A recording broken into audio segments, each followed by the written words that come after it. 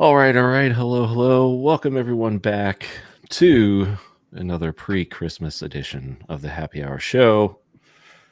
We got Freddie Quotes in the house. How you doing there, Fred? Awesome, brother. Thank you for having me. Absolutely. Steve Hitson, how are you? Doing great on this Friday evening. And Wendys4Tendies. What's going on, man? Happy to be here. Oh, hey. I'm very happy as well. So. Nice. I'm drinking wine with you this evening. Nice. Oh, nice. I got a little rum and Coke here. What kind of wine do you have down there, Wendy's? I got some Riesling. Oh, California. Yeah. Oh, like sweet. Like a little sweet. Yeah. Yeah. I prefer a red, but all right. If that is your speed tonight, go for it. I do. Yeah. I like it. Like it's sweet. So I guess there's no shortage of things to talk about. We can get into that in a bit. What else did I want to go through? Yeah, so we have an onboard coming in probably, I want to say 30 minutes. His name is Booge Knight. And, have you ever heard of Suge Knight? Booge Knight. Oh, yeah. Lord. Hopefully not like that. No. But he's a cool dude. One of the nicest dudes I've ever met. So, I mean, when I say like noob to crypto, like I'm sure we're going to get some basic questions to get him started, but he is very curious, very excited. He knows, cool. The conversation started because he knows I've been in crypto for a long time and knows I've done well with it. And, has heard of HEX via myself, but he knows of Bitcoin and Ethereum. So I was like, he just asked me, he was like, what about this crypto stuff? I want to learn all about it. And I was like, you want to come on Friday's show? And he's like, yeah. I'm like, okay, well, there you go. So he'll be on here in a little bit. I actually had a guy who messaged me and was asking me, about like what I invest in and everything. And then he was asking about HEX, and he doesn't have any. I guess he doesn't like really understand it or anything. And I was like, well, we're onboarding somebody tonight, so you might as well tune into this, and hopefully like a lot of your questions will get answered, because it is a lot, right? It's like, is he familiar with crypto in general? I mean, yeah, he followed me on like crypto Twitter, and then he DM'd me. So cool. Yeah, I was like I said, we might have some basic questions to get out of the way there. Like, what is a Bitcoin? I'm kind of kidding, but maybe not. But it's okay. Not that basic, I don't think. But it'll be. That's fine. I mean, I'd rather him ask that if he doesn't know. He'll. Yeah, he has no problem in asking questions. He wants to learn. He's a note taker, and this is going to be cool. So, Hexillionaire just going through chat. Apology, what's up? Bluey, Red Squirrel, Blue and Red Squirrel, back to back. What's going on? Hey, Marion, Hexter Morgan, LFG. All right, so that is that. We got a little trivia. I guess we can get into here in a little bit. Motley Investor may be by. Yashdeep may be by. Yes, the weekend is here, ladies and gents. I'm awesome. A little under the weather. I think I may have gotten the Megatron variant from hanging out with Freddie last week. So that was fun, man. I had so much fun with those guys. Yeah, that was total blast. Man, really the London event was like a super spreader. Everybody was getting sick, yo. And I was coming back, and they were like, "Yo, if you got like the sniffles or whatever, you can't." I was like, ain't no way I'm gonna drop like another 3 G's to stay out here another week because I got a cold. Right? And so I was like, I'm good. Sniffles, what sniffles? Yeah, exactly. And then when they probed me though, like for coming back, I was like, oh Lord. I was like, please let me pass this test. Let me get out of here. Now, like they say, I guess you show symptoms like after 4 days or something like that, but I guess you can test like pretty much immediately, like the next day or something, and it'll show it. Is that right? I don't know how that works. I'm just asking. Yeah, I think it depends on the test, but like the PCR is different from like the antigen. The antigen like shows that you have like some resistance to it a little bit. So like antibodies, I guess. So I think you would need to have it for at least like a little bit, but I did test like when I came back. I was like, do I really have it or whatever? And I tested negative again. So I tested like multiple times, and it was negative. So I think it actually was a cold. But I had heard that multiple people at the event that I was like hugging up on and stuff like had it. So Oh boy. yeah. Yeah, my wife got it, my 2-year-old, but then even though I got sick, I didn't test positive ever, and then my other 2 kids didn't either. So it was like, I don't know, it was crazy. It's hit or miss. It's weird. Yeah, exactly. Yeah, Miyamoto was And- actually one of the guys commenting on the post London Yeah, 731 Miyamoto, variant. Yeah. Yeah. y'all created a new one out there. Huh? Yeah, exactly. We did. Yeah, it was the HEX variant. Yeah. Let me get it. I'll take that one. D'Artagnan, thanks for stopping by, man, and the pre-show comment past in the YouTube chat. Yeah, pump your bags. I mean, Pump, right? pump. We have T-shares, so we don't need like epic pumps right now. Gradual Hey, pullback. the t-shirts pump themselves. Yeah, man. They do. I'm hoping for a little bit of a dip, man. 15, 16 cent range would be delicious right now. Man, how much more of a dip do you want? Right, We've right, had right. a I mean, dip I for a know, while. dude. I had funds hit late. I know my funds Oh, hit okay, I got literally you. the day after on Tuesday. So everything started going what, Monday or Tuesday? Yeah. Literally the day after my freaking funds cleared, I was like, oh my god. I think So it's good. You know, annoying. like we moved up a lot. Sometimes you got to pull back, retest. You know, Yeah. before you got to give people, you know, a chance to like sell one more time, and then you really leave them in the dust for good, and you're like, man, I should have known better. But look, I mean, look at everybody that's been like getting in on this dip. We got the whole damn NFL coming in, you know, Yeah. and they're ready to score touchdowns with those T-shares, man. They're already talking about T-shares, and they're brand new. Yep. So That's shout what the out to T Justice stands for, Hill, right? man. Justice Hill's like doing God's work out there in the NFL. Like, Who do you and onboard today? It was a guy receiver from the Giants. Oh, right? really? Awesome. Yeah.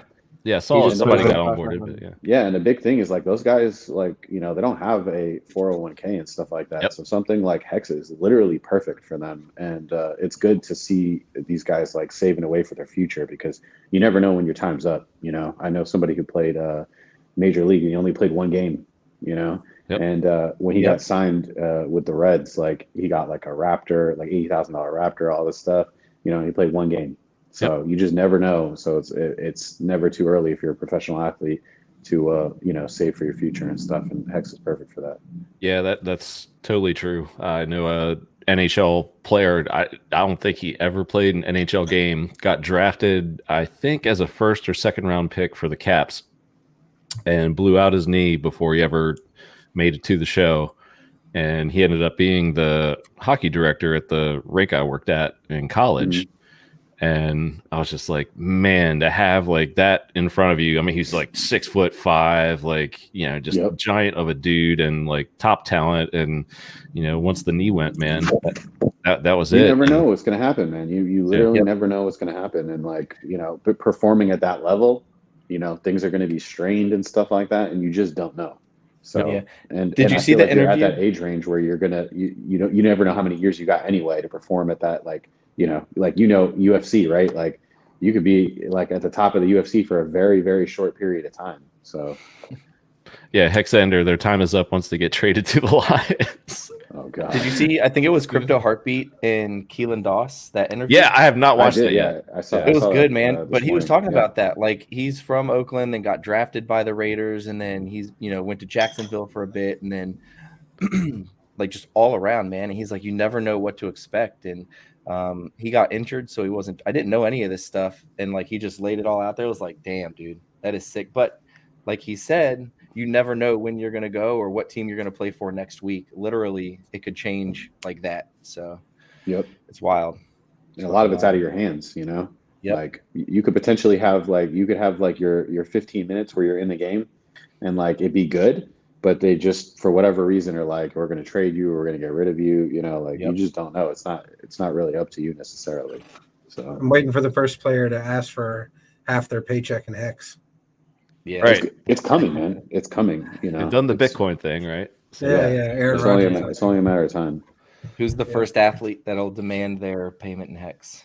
Yeah, because the thing is like if they're going to want to stake it, like get it and stake it as soon as possible, you know. So I could see something like that, you know. For like the Bitcoin, like it never made sense to me. I was like, just get paid in cash and just buy Bitcoin. But like if you can get HEX a little bit faster and stake it, you're that much ahead because you're locking them in T-shares and stuff. Yeah. Oh, yeah.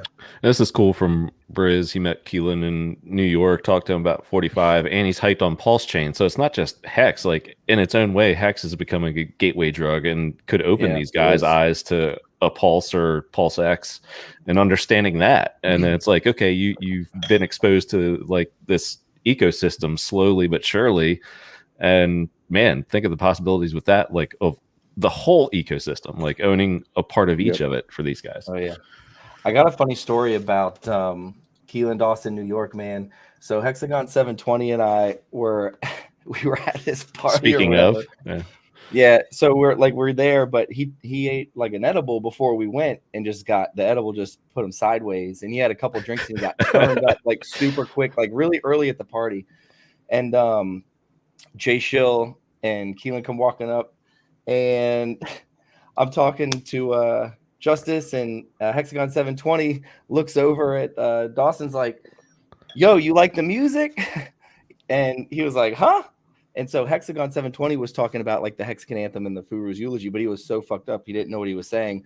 So Keelan was just kind of like, yeah, man, the music in here is nice, and then like awkwardly walked away. Like, it was just a funny exchange, man. Like, just completely misunderstood what he was saying. Then I was like, got all the edibles. It was funny. It was shortly after that Hexagon left and went back to his room. Pieced up, man. Super pieced up. Sleep. Jim Rat says he's meeting up with Justice Hill on Monday, giving him a shield and taking some pics. Hell yeah, That's bro. awesome. That's awesome. Nice. Very nice. Outstanding. And is that PulseChain shield real? Because that also looked pretty badass as well. That did look really cool. I don't know if those are in production yet, but yes, they look outstanding. So I take it we've been rated by DJ Cryptomatic. I haven't seen him in the chat yet, but poke your head out, DJ. Just let me know that you are there. Yes, it's real. So yeah. All right, footsteps. Don't talk about PulseX without Vince and Jenna being in the stream. Sorry to disappoint, but we're probably going to talk about it tonight. Just saying. So, and Identity Block already coining new terms for maybe that's the entire ecosystem. If you're a Sexican or something, no idea. I'm on medication. YOLO Hex, Balaji, what's up? All right. So, well, that being said, DJ, let's go. Let's do a little promo here for you. So DJ Cryptomatic has a little something special planned next week. And let's get that thing up here. Everybody, I'm DJ Cryptomatic. Welcome to my magical forest. I just wanted to do a little advertising for my upcoming Hexmas Christmas music special stream next week on Tuesday, December 21st. Christmas is coming early this year. We're going to go live on Twitch and live only at 10 p.m. Central European or 4 p.m. Eastern Standard Time. We're going to open up the Great American Christmas Songbook. We're going to run through all the classics from, Frank Sinatra, Elvis, got some new joins from Michael Bublé, some country songs that even have some hip-hop type Christmas songs from the Trap House. So it's going to be absolutely fantastic. Bah humbug! Bah humbug to all you happy little Hexicans out there. You and your your spending and your happiness and your spreading cheer. You're disgusting. All right. What is it with all these haters everywhere? Man, I'm just trying to spread some festive Christmas joy in these trying times. Spalliot Brand, tell them where they can find the link. You're listening to DJ Cryptomatic. You can find more at twitch.tv/DJ_Cryptomatic. Hi, folks. Johnny Chaos here, wishing you a Merry Hexmas. Now that's more like it. Thanks, Johnny. Rumor has it that I've received quite a lot of festive season greetings from a lot of your famous Hexicans out there on the crypto Twitters, on the YouTubes, especially from this fine gentleman right here. Merry Christmas and happy holidays to all you beautiful Hexicans out there. Don't miss the stream next week, Tuesday, December 21st. It's going to go down right here on Twitch. On Twitch, Shout out Tuesday. to Cryptomatic, man. He always is he's killing awesome. it. It was a great stream before this one. Oh yeah, he was playing some good songs. Good songs. Some of the hip hop, and the room was kind of full for the Twitch room on a Friday. So that was and he played 50 Cent. So we're going back to all time highs. You already know what it is. Yeah, they were playing that interview too. That was really funny. But yeah. That was funny. I don't think I remember that. I mean, if I heard it, I don't remember it. But yeah, that's some funny stuff with him in game. Yeah. Yes, we are Crypto Gym Rat. Yeah. So Sandy, yes, is the 21st. I think it's 3 p.m. Eastern time here in the States, if I'm not mistaken. If I am mistaken, somebody please correct me. But I'm pretty sure it's 3 p.m. here in the States. Tuesday, the 21st. What else is on the agenda? So we're still waiting on our potential onboard definite crypto noob. So it should be here in the next 15-20 minutes or so. In the meantime, gents, how about a little trivia? 100%. Hey, real quick, is Crypto Gym Rat the guy who makes the shields? He knows the guy, right? Okay. Yeah, it's his buddy. Yeah. All right.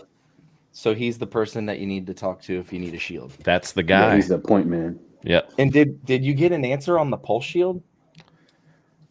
I know they had it. I know it was a real shield. I don't know if they're selling it yet though. I don't think so. Okay. DJ Cryptomatic. A prototype. Oh, I'm sorry. Go ahead. No, go ahead. DJ Cryptomatic says 4 p.m. So the streams that I watch usually start at 3, so that's why I defaulted to 3. So 4 p.m. on Tuesday, the 21st. There you go. Eastern, right? Eastern. Yep, 4 p.m. Eastern Standard Time. Cool. All right. We have that set. Looks like we have one more participant who may join us here for trivia. Depends upon if he gets here in time. We'll see. Is everyone ready for Christmas? Everyone done with their shopping? Oh, come on, man. We're dudes. Well, I mean, I'll speak. I don't want to speak for anybody else, but half. How about y'all? My wife knows to buy her own gifts. So. Oh, that's savage. Come on, bro. No, I mean, do you have her ETH address and you're just like, here, ship it? I mean, we just get, I see what's ordered on Amazon. I mean, it's whatever she wants, whenever she wants. So, it's Christmas every day for the way. It's Xmas all the time. No, I've got to figure something out, but I'll do it last minute as always. I mean, yeah, I've got some ideas. Nice. How about you, Wendy's? I'm taking my family to the mountains. So am I. That's funny. Are you? Nice. The week after, we're going up to, I guess I'll say it, Gatlinburg. Yeah, cool. Awesome. Yeah, when are you going to be up there? The 26th to the 1st. Oh, okay. I'm leaving like the 26th. Yeah. Cool. Yeah. I'm legit going to Gatlinburg, or not Gatlinburg. There's this little town. There's this town right between Gatlinburg and Maryville where there's like a large piece of property for sale.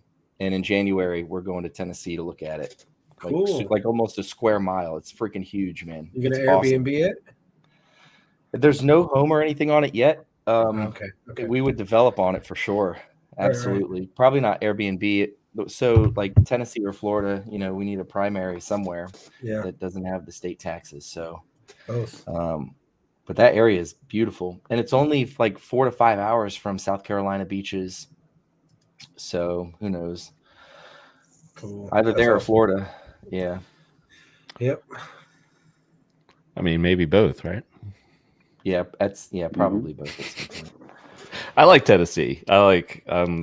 Kind of like lived in the country a lot of my life, and that beach part's place good. And a mountain resort. Yeah. I spend most of my free time when I can at the beach. So me too. I'm with you, brother. Yeah, but I do appreciate. I like Tennessee, but like if I was living somewhere in the States, like it's got to be Florida. Like, yep. I'm in Philly right now, and I'm like, Lord, yeah, man, why I left the Northeast, man. This shit's crazy out here. Yay, all 4 seasons. Yay. Yeah. That part is. I do appreciate that living here in the Mid-Atlantic, but I can't wait for my Florida trips when they happen. So probably I think another month or so. I used to think I was like, I'm never gonna stay here all my life, you know. And then I got out and lived in other places, and yeah, Florida's great. Like I can't argue with that at all. You don't realize how good it is until you go live some other places for a little while. But anyways, there is something to be said about the Four Seasons, though, man. Like this agree, fall, yeah. I took my foot off the. Hey, what's good, brother? So guys, This year, I took my foot off the gas like during fall, and I got to actually like enjoy the weather in the fall here. And it was like I've lived here my whole life, but just being able to be outside and enjoy the cool weather and do things and go places and not be so focused on work. I got to do this, I got to do that, but you know, more time with family and all that stuff. I really noticed when we move south, I'm gonna miss fall. You know what I mean? Like it's No, you it's been won't a because you can beautiful fall visit. here. you can travel. Right, Yeah. Hex, you can go. Yeah, you can go it's do true. what you want. Like Yeah, and we'll still keep our homes up here. Like we, Yeah. you know, we don't plan on getting rid of anything we have up here. But Mango Junkie is a huge fan of Philly. disgusting. Yo, I'll say this: like the food out here is on point, but yeah, everything else not so much. Not so much. I literally hate driving out here. It's fucking garbage. Like, absolutely garbage. It's absolutely garbage. And yeah, you don't want to leave your place without a strap because people crazy out here. Man, they talk about people in Florida. that's are pretty much crazy. anywhere anymore. Yeah, but it's a little bit worse up here. It's wild. Yeah, there's like just certain becoming a parts murder of Florida. capital out here. You just stay away from certain parts of Florida. But Yeah, it's exactly. like- Yeah. watch out for the gators. Yeah. Yeah, but if you're from Florida, you ain't gonna get hit by no gator. No. Hit by a gator. You know, I'm saying like this is what happens. Like a tourist will come down to Florida and they're like wading in the water and stuff, and they're like, oh, and then they got smashed up. Dude, no, You know? there was like a 2-year-old kid at a Disney resort that got gobbled up by a Yeah. gator a few years back. Oh man. Like right on Yeah, the little like because this is walkable what beach was inside happening. the Like the resort. dad was walking on the side and the kid was walking in the water, like knee Yep. like knee deep or whatever, and then Yep. like he just hears like looks over and like he gone. Gone. You know. Yep. Man, I can't. That's imagine. wild. The gator got in through like a storm drain or something. One Yeah. of those big coverts or whatever, I guess. Crazy, dude. Crazy. You got to story. think like, would you let your kid walk in the water in Australia? No. No. Well, like Florida's like mini Australia, so yeah. I wouldn't let my kid Don't walk play pretty around. much anywhere in Australia, man. Like I always Yeah, feel like there's a it's true. kangaroo coming at you or some type of large bird. Yep. Or a giant spider, a spider that's Yep. looks like it's photoshopped. You're like, wait Yeah. a minute, I'm looking at this in my own eyes. I know this Like a can't be real. 15-inch spider. Yeah, 100%. I had some Oh, family yeah. that came from the UK to Miami this past weekend, and like in the UK they have birds and deer, and then there's like nothing else. There's no animals that they have to worry about. Maybe a Right. fox or something, but there is no danger in the UK. No And they're actively raccoons. seeking out gators and like the Gators. craziest shit. They're like, "Yo, you guys have lions down here?" And I was like, "Dude, what? Mountain lions, yeah. Yeah." Like, Oh, wait. I We got did see a mountain lions Florida in Virginia. panther one time. Have you ever heard my one of buddy- those things? The Florida panther? Like what they sound like at night? Yeah, I was okay. Look, Nuts. my buddy was like, "Hey, you want to go play like frisbee golf?" And I ain't never played it before. I was like, "Sure, let's go." And we're out like at a Florida park that had some like frisbee golf, and I hear like what sounded like a kitten, and I was like, "What the hell is a kitten doing out here?" And I look over, and it wasn't no kitten, man. It wasn't no kitten. And that was the last time your boy played frisbee golf. I was like, "Oh hell I no." could be wrong, but I thought those were the ones that I'm not kidding. Sound like a witch, like when they make a noise. I'm gonna try to find it, but I thought it's- bobcats sounded like It sounded like It's a Coyotes cat to me, too, bro. man. It sounded like a cat, but I looked over and the thing was not small at all. It was huge. Yeah. We have mountain lions here in Virginia. Definitely seen them before. Yeah, we got coyotes and mountain Coyotes, lions. yep. Yeah. Coyotes, all that good stuff. Footsteps. Well, he's got to learn about the fund clearing part. So I've, enlightened him a bit on that. So he's starting from scratch. So he's got to like get the on ramp going and stuff like that. So we're going to cover everything. But yeah, I was kind of hoping when we first talked about this, like price was like screaming. I was like, man, I hope he at least gets a discount. And we're dipping back, and it's a healthy consolidation here. That's why dollar costing is just the way to go for people. Just takes the emotion out of it, especially for new people. It's like just dollar cost average in, Yeah, absolutely. All right. How much lower do you think we'll get on this consolidation? You The think punologist is in the chat. I think 16 cents has 16 cents has good support. Yeah. You're saying 16?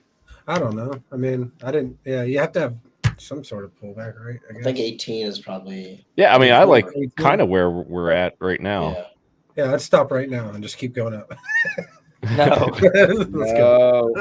Here to 18, I'm with Yash. We got that one guy. We got the weekend dumper, right? The weekend dumper's out tomorrow. He's tomorrow and he's 7 done. million hex. Okay. 7 million hex. 7.5. He's going to dump tomorrow, and so get your buys ready. I like following Gunther's his channel or whatever he has on Telegram. He is always like posting, who's got liquid, how much they have left, how much they, are they selling?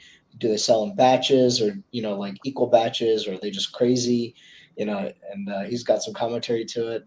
I appreciate that because then it's an easy way for me to keep up with what's happening without having to like look up those addresses on my own. So shout out to Gunther. He's always doing that. Oh yeah, he's on it. Yeah. He's had a few favorite accounts before that are sellers. I use favorite in quotes because he's gotten angry in the trading group. He called these guys names. I'm just like, oh my gosh, it's so funny. Yeah. Maddie, Big K might hop on. I doubt it. He's with his kids this evening, but he is listening in, I know, or will watch the replay. So Big K, if you are listening, Maddie Allen would like to get in touch with you. Maddie just dropped a $20 lifeline for Big That's K. right. He's got a $20 question for you. Big K, you might need to run and hide. Begging you to talk with him. Might be important. Might be bigger than $20. Yeah, Big K is pretty accessible, so I don't think you'll have too bad of a time there. All right, gents. Well, our Onboard hopefully will be here in the next little bit. Let's get this trivia going, shall we? Let's do it. Let's do it. All right, around the room, and Freddie, you are first, my friend. Oh God. All right, my job is to bro, try to get you guys out of the first round at least. All right. So just don't pull a Vince. All right, old school Vince, new school Vince. He stayed in. But Hide those comments. yes, hide those comments. Oh yeah. Let me turn all off you the participants. Let me go to private chat. Hold on. I got a new mouse here. Don't be pulling a crypty girl on us. All right. Private chat. Sirens going off. All right. Or wave 3 and Google it while the question's being asked. So yeah. All right, Freddie. Shame. Here. Yep, Yesterday, Richard Hart began a tweet with Pulse Swap is going to be called blank now. What is blank? PulseX. See, easy. Try to get out of the first round. Steve-O. Shoot. That tweet continued. And the ticker will be blank. The website isn't up yet. What is blank? PLSX. Yes. Brizology, you are not correct.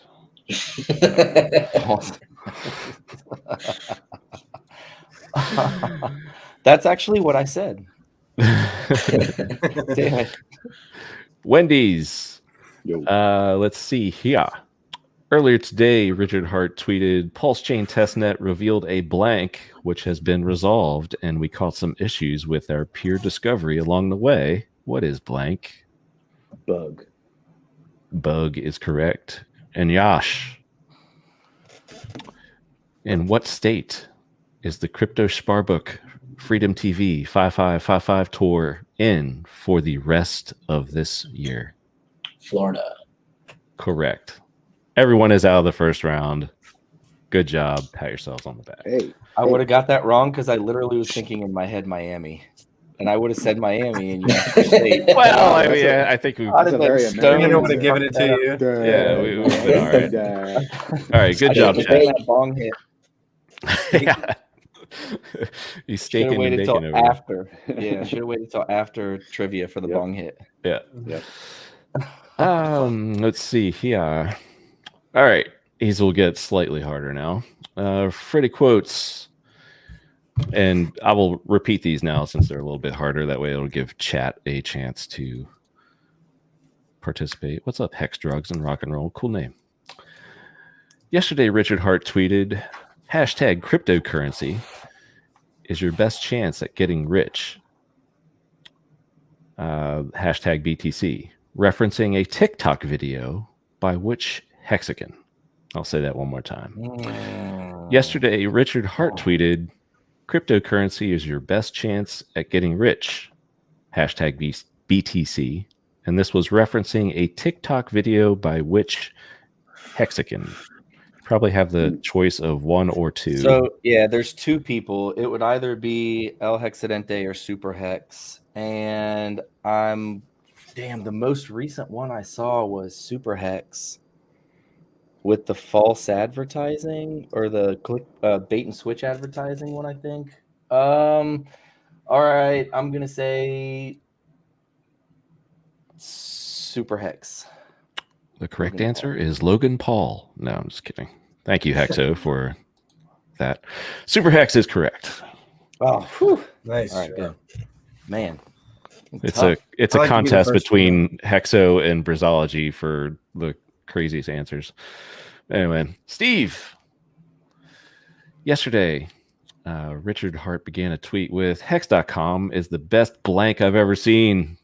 Bitcoin and Ethereum bros respect the blank. What is blank? I'll say it one more time. Yesterday, Richard Hart began a tweet with Hex.com is the best blank I've ever seen. Bitcoin and Ethereum bros respect the blank. What is blank? I did not see it, so but it makes sense that it would be cryptocurrency. It would make sense, but that's not the answer. Yeah. You've been rugged. The correct answer is chart. Sorry, Steve-O. We'll welcome you right back here shortly. 4Tendies. Yeah. You up. Here we go. Yesterday, Richard Hart tweeted Super Hex's tweet that read, if you truly love your blank, you'll set it free. What is blank? Yesterday, Richard Hart retweeted Super Hex's tweet that read, if you truly love your blank, you'll set it free. What is blank? I don't know. I can guess maybe what it is, but I don't know exact word he used. Maybe it's like, wait, okay. If you love it, you'll set it free. Your fiat, maybe? I don't know. Cash? Ooh. Money? That's literally what I was thinking. The answer. Like that seems like the most logical. Who loves Bitcoin? I was going to say time or something like that. You've been rugged. Okay. Well, Yash, man. Yash. It's just, you got to get this to stay in, but... Me and the stuff, come on, I got to get this. What's going on? This, bro. You got this. Let's go. I like the watch. Oh, thanks. I just got this NATO strap in recently. So this is the James Bond watch from the movie. Is that the Omega? Yeah. Yep. Oh, no shit. Okay. Let's see if we can do one of those Richard Hart zoomed in kind of. You can do that if you win trivia. You can have the full screen and do a big K. Cool. That's on the line. So here we go. Flex.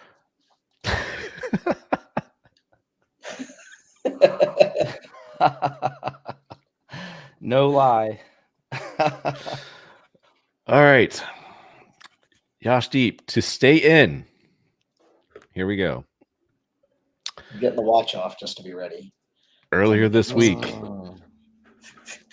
Richard Hart retweeted or tweeted, why does Hex.com outperform everything? Blank. They are the key. Community.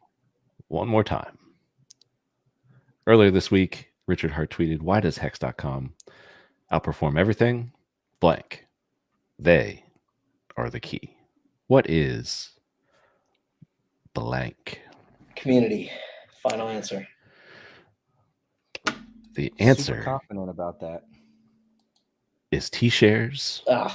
Yash Deep, you've been rugged. Freddie quotes. How did that happen? You are the champion. I literally, every question you asked, I did not know the answer to, except the two questions that you asked me. Like, oh my God. Like, literally every question, I was like, damn, fiat? No? Okay. I guess not. What? T-shares. Oh, Wow. well, somehow, some way, brother, you have earned the right I'm to 2 for 2. You have earned the right to address your Nice. fans, so I will let you do that. Take it away. All right. I just want to say I'm batting 1,000 when I come on Happy Hour and play trivia. The last one was a softball. This one I was sweating. I don't know how this happened, but I'm working on a new track with Black Crypto, KC. Let me see a Hex Flex remix. That's going to be awesome. I've been writing it and spit out some of the bars today to a couple Hexicans and got really good feedback on it. So super excited about that. Other than that, not much really going on. Wrap it. Ooh, maybe I could spit a couple bars. Hold on, let's see. All right, maybe I'll give a little preview. What's a good bar here? 2G. Yeah. All right, let's do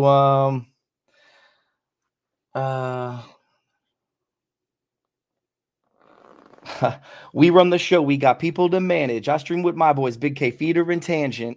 That's one of the bars. I don't want to give away too much, man. But it's pretty cool. Definitely give shout outs to NFL players, and it's a good song. That's all I got for you. They are all good bars. Celebratory bong rip. Should I do one? Can I turn back over? Let me see the comments. Oh God, I'd be super lit. All right, fuck it. Why not? My wife is watching our son, so I'm good. All right, here we go.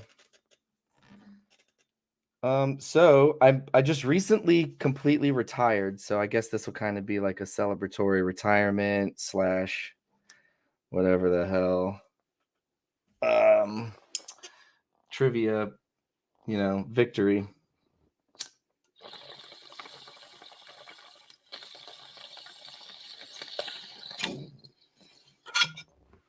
All right, there we go.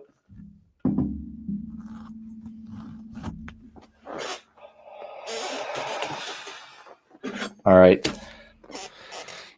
Woo! Man. Congratulations there, Fred. Oh, we have a nice that was- pour going on here with Beautiful. Wendy's. Nice. I finished bottles. Riesling.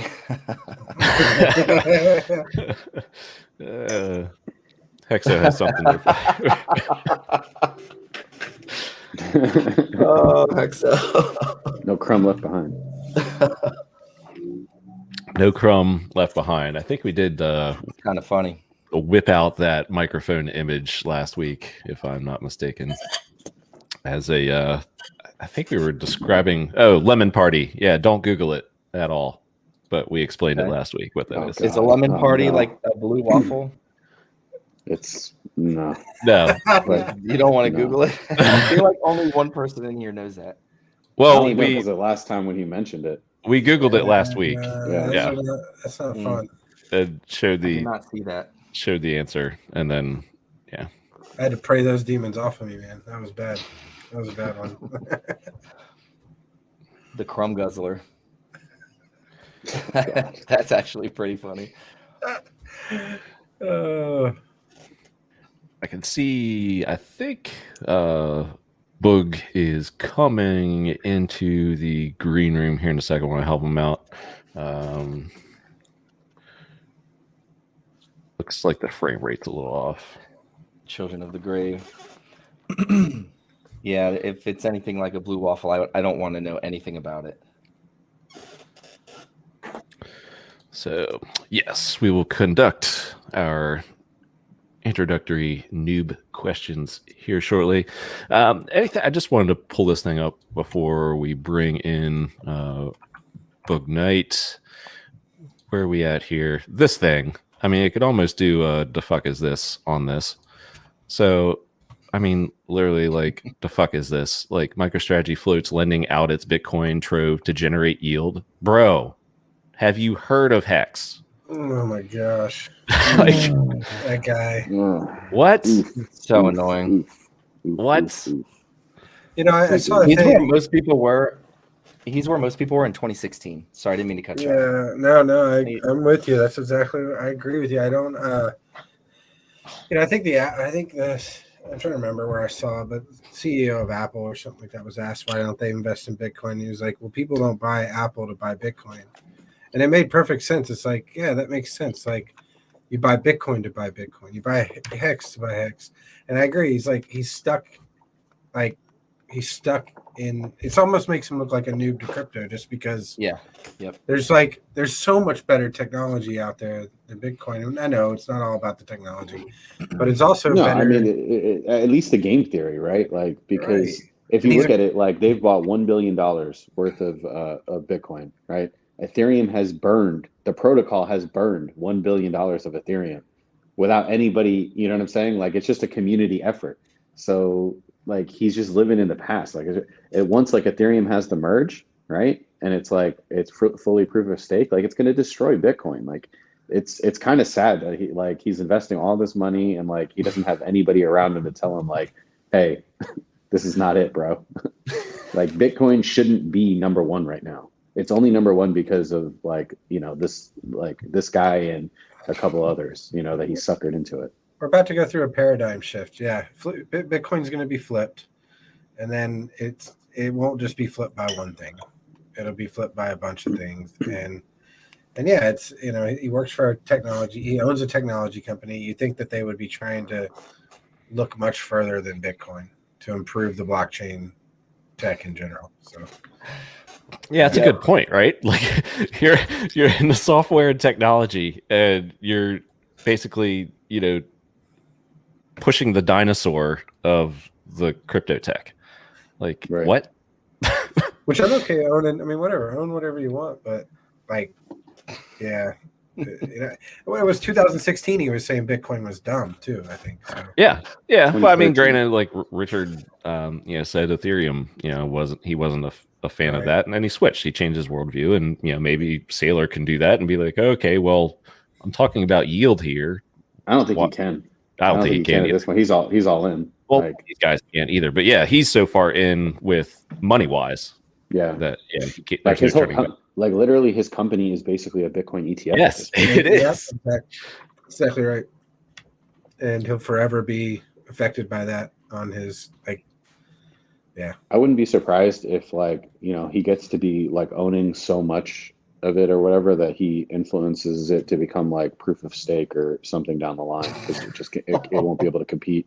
You know what I mean? Like, because it's just like proof of work just cannot compete with proof of stake. Like, you know, like, you think about, like, the game theory behind, like, Pulse. Okay, well, it's fully, you know, it's decentralized, right? Sufficiently decentralized. The top 3 validators have to have the largest shares of Pulse in the game. That Pulse has to essentially be locked up, right? Staked, so it can't be sold. And there's no inflation, right? It's fully deflationary. So, and then not only that, and it encourages everyone else to stake to get some transaction fees and stuff. So you're acquiring more of a deflationary thing, right? So every day it becomes more rare, and you can accumulate, you know, from other people, you know, trading or, you know, using it, or vice versa. Like, that's just a million times better. Like, you know, if Bitcoin's hard money and Ethereum's harder money, then, like, HEX and Pulse is the hardest money. So. What I find crazy is I feel like Michael Saylor is behind even, you know, people in his age group, like whatever his generation is. I feel like he's behind that generation, in the sense that I've talked to a lot of wealthy people. I had this crypto camp that I did about a month ago, and when I was talking to them about Bitcoin, they intuitively understood why Bitcoin wasn't the move forward, and, you know, what the things would be, like, what was wrong with Bitcoin and what needed to be fixed. Like, when I had to explain it to them, but they, you know, they caught on very quickly. And it's just interesting, somebody that's been in the space for so long doesn't have a grasp of where crypto is headed, and why proof of work doesn't work for the long term. And he's just trapped in this mentality. Maybe it's just because he has the heavy bags, and now he's just, you know, he has to keep pumping what he's got, and there's no way for him to get out of it without, you know, crashing the price and also ruining his dollar cost average in. But yeah, he's just behind times. It doesn't make any sense. I think other people are starting to figure it out sooner than he does, and it's really too bad. But, like, really, like, when he got in, he could have gotten like a decent share of Ethereum also, right? Like it kind of makes no sense why he didn't do that. And it's kind of like that you have this this thing that happens in business like over and over again, where like Netflix at one point was in a CD game, right? They would like mail you CDs to your house. And at that point, Blockbuster was way bigger than them. Blockbuster could have bought them many times over, but they weren't worried about it. And then, Netflix kept grinding and devoured Blockbuster so bad to the point where like it don't even exist anymore, And it's like, it's like one of those situations where, like Bitcoin's not worried about who's next. And Michael Saylor should have been worried about these other things. And if he would have done that, if he would have just said, okay, well, we're taking a 5% stake in Ethereum, because, we see that it could be the future, whatever, then at least he would have an out. Like he has no out now. He's 100% in and he's screwed. And he's at a dollar cost average of almost 30K. Yeah. I think it's a lot higher than that now, right? Maybe. I thought it was 29.6. It's about 30K, but he got a lot at like pretty low. Oh, okay. Yeah. I think it was like 11 in the beginning. I think he did the first ones at like 11 and then he got in like at 17 pretty heavy. Yeah. But he's bought like 50 and above too, I think maybe too. So that's why I was maybe thinking, but yeah, he did get a lot lower. So absolutely. Yes. He's the Peter Schiff of Bitcoin now, Motley. Nice. All right. Do you guys think that Pulse could potentially flip Bitcoin before, maybe at the same time as ETH, but probably I say this, I'm being extremely bullish, but like, I say this because if things can hold parity, which is what it seems like the design intentions are geared towards, if we can hold parity, then we're roughly at the same vanity metric market cap as Ethereum. And if people can catch on to the fact that they have so much potential on Pulse and the fact that it's deflationary, I don't think it would take too much for Pulse and Ethereum to potentially flip Bitcoin before anything else does. Maybe even before HEX. Now you're speaking my language. I would like that, but like I think we need a lot of people using Pulse. So we'll have to see how like the first several months go. But yeah, it's possible. But if enough people are using it, then quite possibly. But I mean, like even now with Ethereum, you have like the gas has been like this week getting cheaper and cheaper and cheaper. It has its moments where it like spikes up or whatever. But for the most part, like it's steady burning, right? And they have like Ethereum has a very large like user base, including us right now. So if we can shift a lot of stuff over to Pulse, then I would be pretty bullish. But like we need a lot of transactions going on in Pulse. We need a lot of people building, and we need a lot of people using it before we can think about like flipping Ethereum, because we want that like a cycle, right? Where it's like a feedback loop of just like people using it more, burning, price going up, right? People seeing that, FOMOing in, price going up. Maybe liquidity is also tied to USDC, so that we're able in a bear market to kind of do the inverse of what crypto and traditional markets do. So there's a lot of variables, but it's definitely possible. But we need to it's not just the design. We need to continuously do what we're doing here and just spread the message and stuff. I kind of feel like it's a paradigm shift that still needs to happen. So for me, the best ideal situation until ETH flips Bitcoin would be for the market cap to be calculated without like the supply of the OA or something, just like they're trying to do with HEX, just so it's lower, because that like we all know what's up, but we still got to educate a lot of people, and then a lot of people have to believe and understand that, and the paradigm shift has to happen for the market cap. Nobody cares anymore, and then sky's the limit at that point. So I agree with you though, Yash. That's how I did my like quote unquote starting price valuation, was if you just took the supply of ETH to Pulse and then divided it by the price of ETH or whatever, and you get that, a third of a cent basically. Anyways. Yeah, and like I think I'm being very bullish. Like this is my hyper bullish scenario, right? Right. But I agree with Tendies. Like we do need people to come on board, and we need to not be hostile towards people coming on board, because Pulse is a network; it's not a coin. And you know, so you have to be a little bit open-minded towards some of the things that, you know, you don't have to like them, you don't have to participate in them, but you just don't have to shit talk them either, right? You can ignore them, ghost them. That's perfectly fine. If someone asks you about it, you can say no comment if that's where you're at. But like in general, yeah, we need people to use the network a lot. You need a lot of transactions because that's what the burning is going to happen. That's where your deflationary aspect is going to pump your bags of whatever pulse you have. If you went into this, you know, the sacrifice phase, and then you know, if you plan on buying more, which I went in, but I didn't go in as much as I wanted because at the time, you know, I had all these like doubts and question marks about it. But you know, now that I'm seeing the potential, it's like I want to buy more. And Yo, so, chill. But like some of the rest of us. Yeah, I was definitely there for a while. Thanks to Wendy's, actually, was he was the one that had me become a bear, and now we're all full on bull. I know. I switched too. I was like, fuck. I should have went more. Well, go ahead, but yeah. Yeah, no, that's all I was saying is like we just got to be open minded. We gotta let communities come over. You know, a lot of us don't like NFTs, but you know, we got to let the NFT crowd come over. We got to be welcoming towards them. So think about it like this. Think about let them like come over and make tons of money off them. Yeah. How many times have you looked at somebody's wallet just in the last week, right? Like on Twitter or whatever, you know, like something comes up, you click on a wallet and you look in there and you say, what the fuck is that? This guy's holding $400,000 worth of what? What? I've never even heard of this, right? Every transaction of that coin burns ETH. Okay. And that's how you need to think about it with Pulse. Like there's going to be like, what? Well, who the fuck? What? That, you know, what is this shit? But it's burning Pulse. And that's all that you need to know. Yeah. Well, a couple times in the past 2 minutes, we've heard the term open-minded and spreading the message. So let's get on to why we're here and bring in our crypto noob guest, and perhaps we can educate and spread some of the message and answer questions.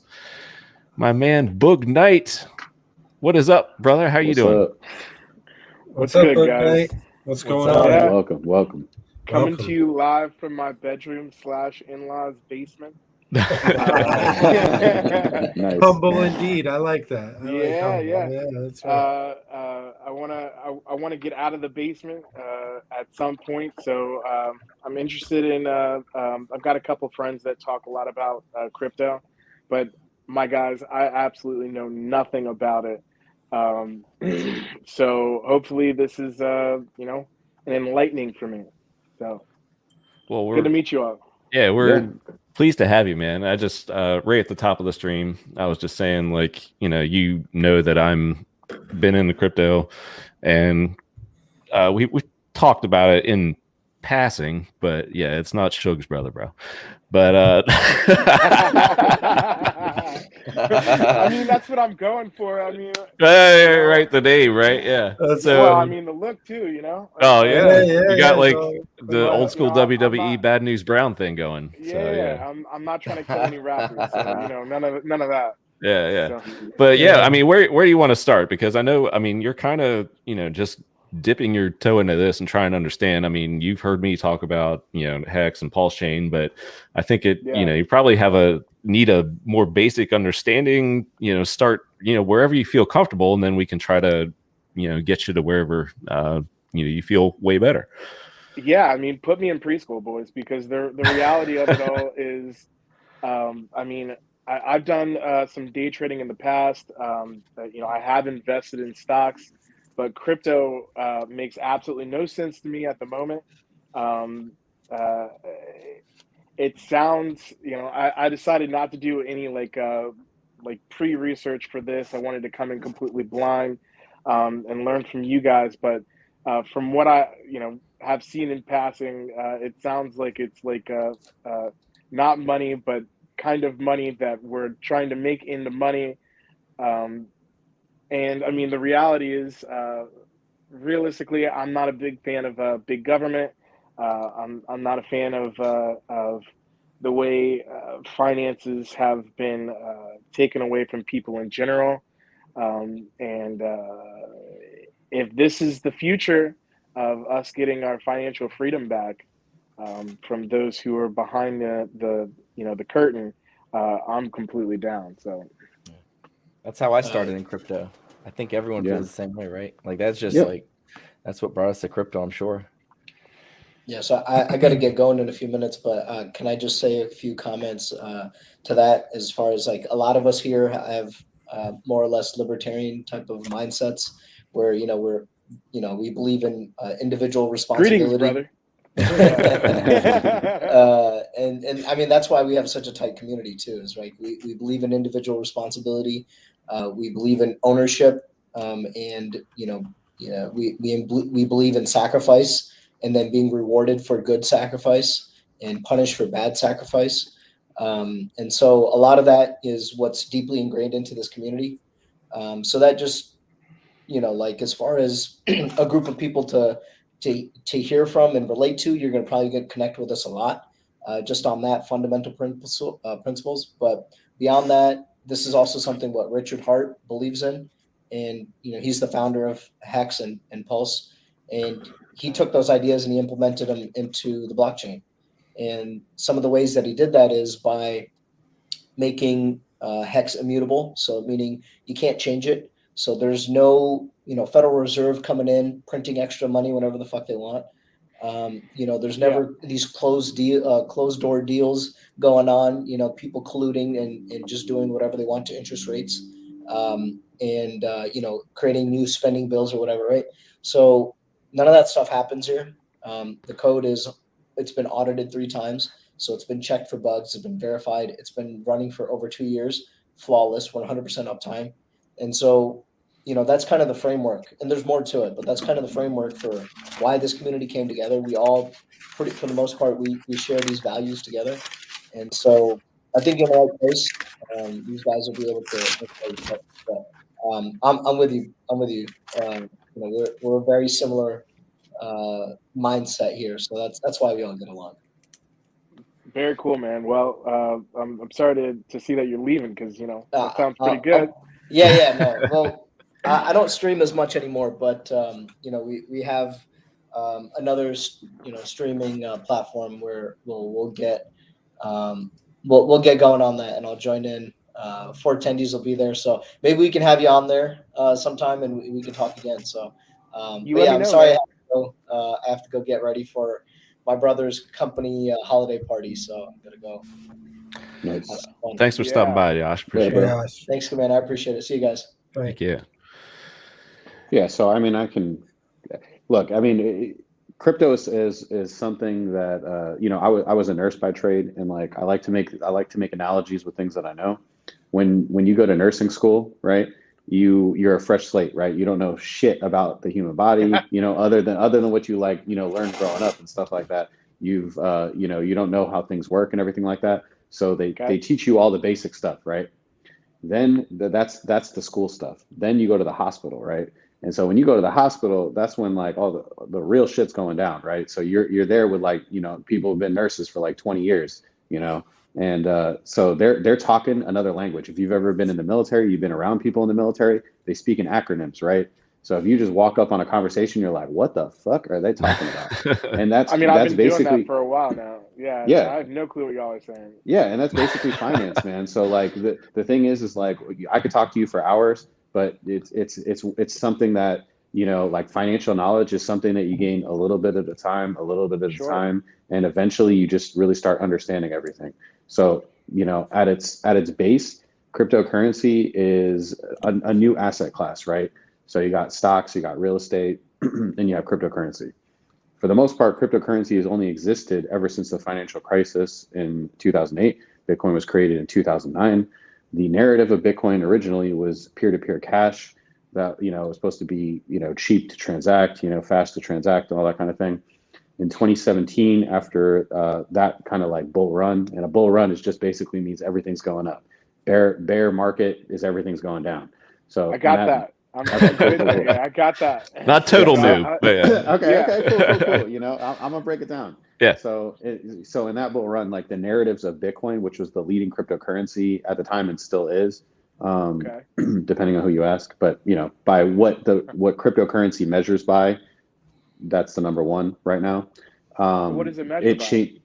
Say again. What does it measure by?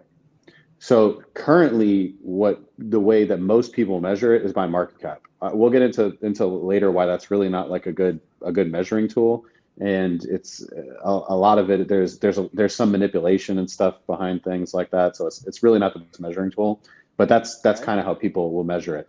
Same thing with like the S&P 500, right? You look at the top 500 companies by market cap. So that's just like taking old school like financial things and bringing it into crypto because we didn't know, right? It's all new. So in 2017, there was back and forth fights in Bitcoin. There was a lot of like different camps that were saying, hey, well, originally like Satoshi, the creator of Bitcoin, was saying that it should be peer-to-peer digital cash. So you had like a splintering of the community. A lot of people went different ways. I was fairly new. Like I had been in crypto before, but I was kind of like, well, yeah, it should be cheap, right? Like, but a lot of companies and stuff get involved. A lot of things start changing. So then there was another narrative, which was digital gold. Okay. That's the narrative that won. So now Bitcoin is essentially digital gold, right? That makes sense. Kind of. I mean, and so that's what you hear. Like people just buy it and hold on to it. Now, Bitcoin is a blockchain. Have you heard of Ethereum? Just heard it. You don't know what it is, really? Okay. No. So Ethereum is another blockchain. Then there's blockchains, Solana, ADA, Cardano. You've probably heard of. Right, there's a lot of them. For me, man. What is a blockchain?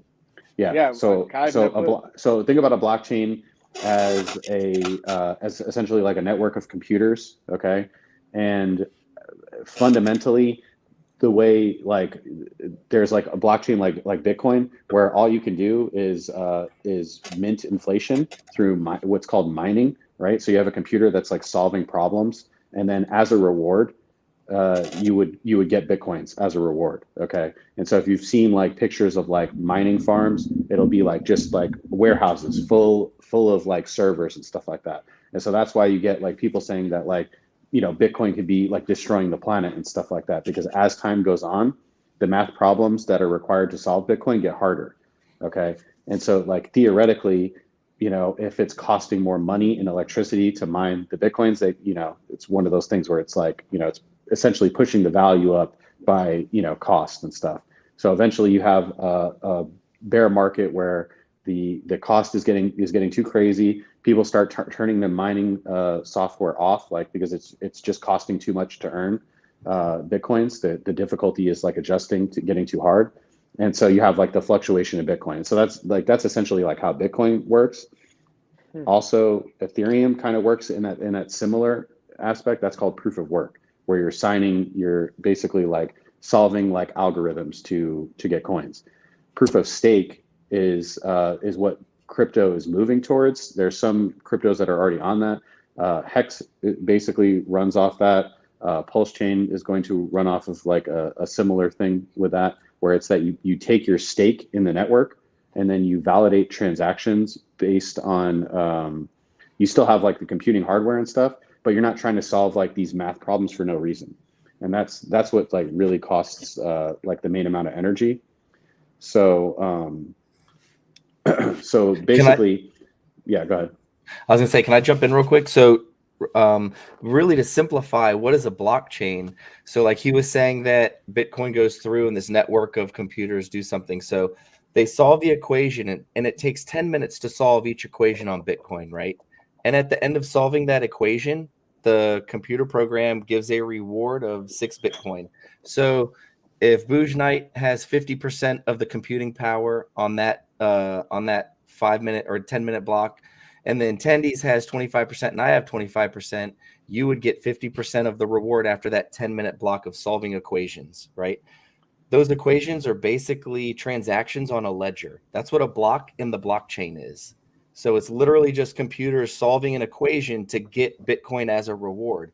Every 10 minutes, a new one starts. In each block, those computers literally just record transactions. And as they record transactions, each 10-minute time frame can only record a certain amount of transactions, and then it has to start a new block to record transactions. Does that make And sense? if you want to see a visual representation of that, you can go to txstreet.com and actually like watch it in real time. Right. And you can basically right, see there's like so- a visual representation of that. I mean, remember, I'm in preschool right now, so like coming from someone who's like literally dealt with hard cash, and like now everything's pretty much digital.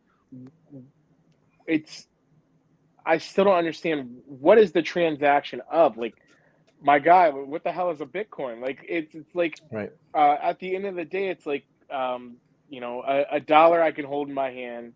A gram of gold I can hold in my hand, silver in my hand. Right. What is a dollar backed up by? Well, no, so I'm 100% with that. Like, Yeah, with my because we've gotten away from hard money, right?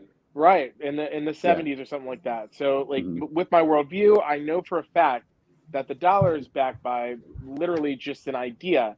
And so is that what Bitcoin or any of these cryptocurrencies are backed on, are an idea? And then what you're doing is adding service to give whatever it is actual value. Is that what it is? The networks are social consensus, but they're, so the Bitcoin's thing is scarcity, right? So every 4 years, you may have heard what's called the halving, right? So like he was saying, like 6 Bitcoins are mined every 10 to 15 minutes. In 4 years, when the next halving occurs, it'll be 3, right? So the law of like supply and demand says that if supply decreases and demand stays the same, that you'll have like a trend up. So that's why, like, typically in Bitcoin's history, no matter when you've bought Bitcoin, if you've waited 3 years, you've been in profit. And that's because basically the game theory behind Bitcoin is, it's basically the inflation schedule halves every 4 years. Okay. And as time goes on, more people are getting onboarded and stuff like that. But yeah, that's cool, right? But Bitcoin, remember, Bitcoin was the genesis of this. So game theory has improved drastically since when Bitcoin came out. And that's why, us in HEX, we feel that HEX is the like epitome of game theory. Like, the creator of it, Richard Hart, he's coined the term pumpamentals, right? As a thing for game theory. So basically, like, crypto you can basically code things in that make it so that it gains value over time, right? You can't 100% say that something's going to gain value over time, but I can tell you, like, in the case of Ethereum, which is, again, a blockchain, right? Now we're going to go over something that's called smart contracts.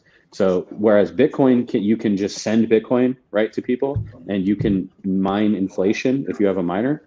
With Ethereum, you can do those things, but you can also have what's called a smart contract. And what basically that is like, think about like a vending machine, right?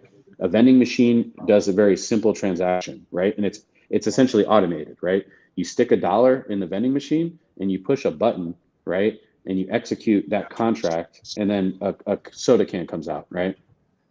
So that's what, like, basically Ethereum does. Ethereum can do very, very basic things if you program it to.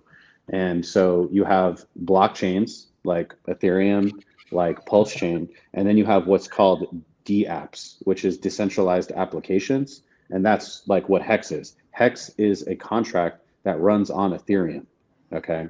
And so, there's many different DApps. There's gambling DApps. There's DApps for all kinds of things, like Dogecoin, like stuff like that, like where it's just like a meme coin, Shiba Inu, all those things run on Ethereum. Like, one interesting thing about Ethereum recently is, like, when I originally got into Ethereum, there was basically no game theory. The inflation schedule on Ethereum was 8%, right? And so we know that fiat inflation annually. It was 8% annually at the time. Okay. So when I got in, it was pretty early in Ethereum. There wasn't a lot of like stuff being built, and so I'm thinking, oh my God, like, we got to get like tons of people in here buying every year because the inflation is just coming out, and I'm just watching like daily, like more coins being minted, and I'm like, man, it's literally like Ethereum's minting more coins than like fiat is, right? Like, fiat wasn't inflating, 6 years ago at 8%, per se. Now it is. Wait, but we are, but back like, then, now, like, now it is. But Ethereum since then has changed their like monetary policy, right? So like now Ethereum is moving to what's called proof of stake, what we were talking about before. So they're going to get away from the computer mining and go more into like staking. And so the one good thing about what staking does is if you are putting your coins at stake, right, you're locking them up to get a yield. Okay, so you lock them up to get some inflation. So let's say the inflation of the coin. Yeah, kind of. Yeah, Okay. Exactly. So you're like locking it up, right? Like a bond, and you're getting a little bit of the inflation of the coin. Now, what Ethereum had a really, really good idea, and they implemented this first before they went to full proof of stake. They said, well, what if we had something that would make the coin more valuable as people used it?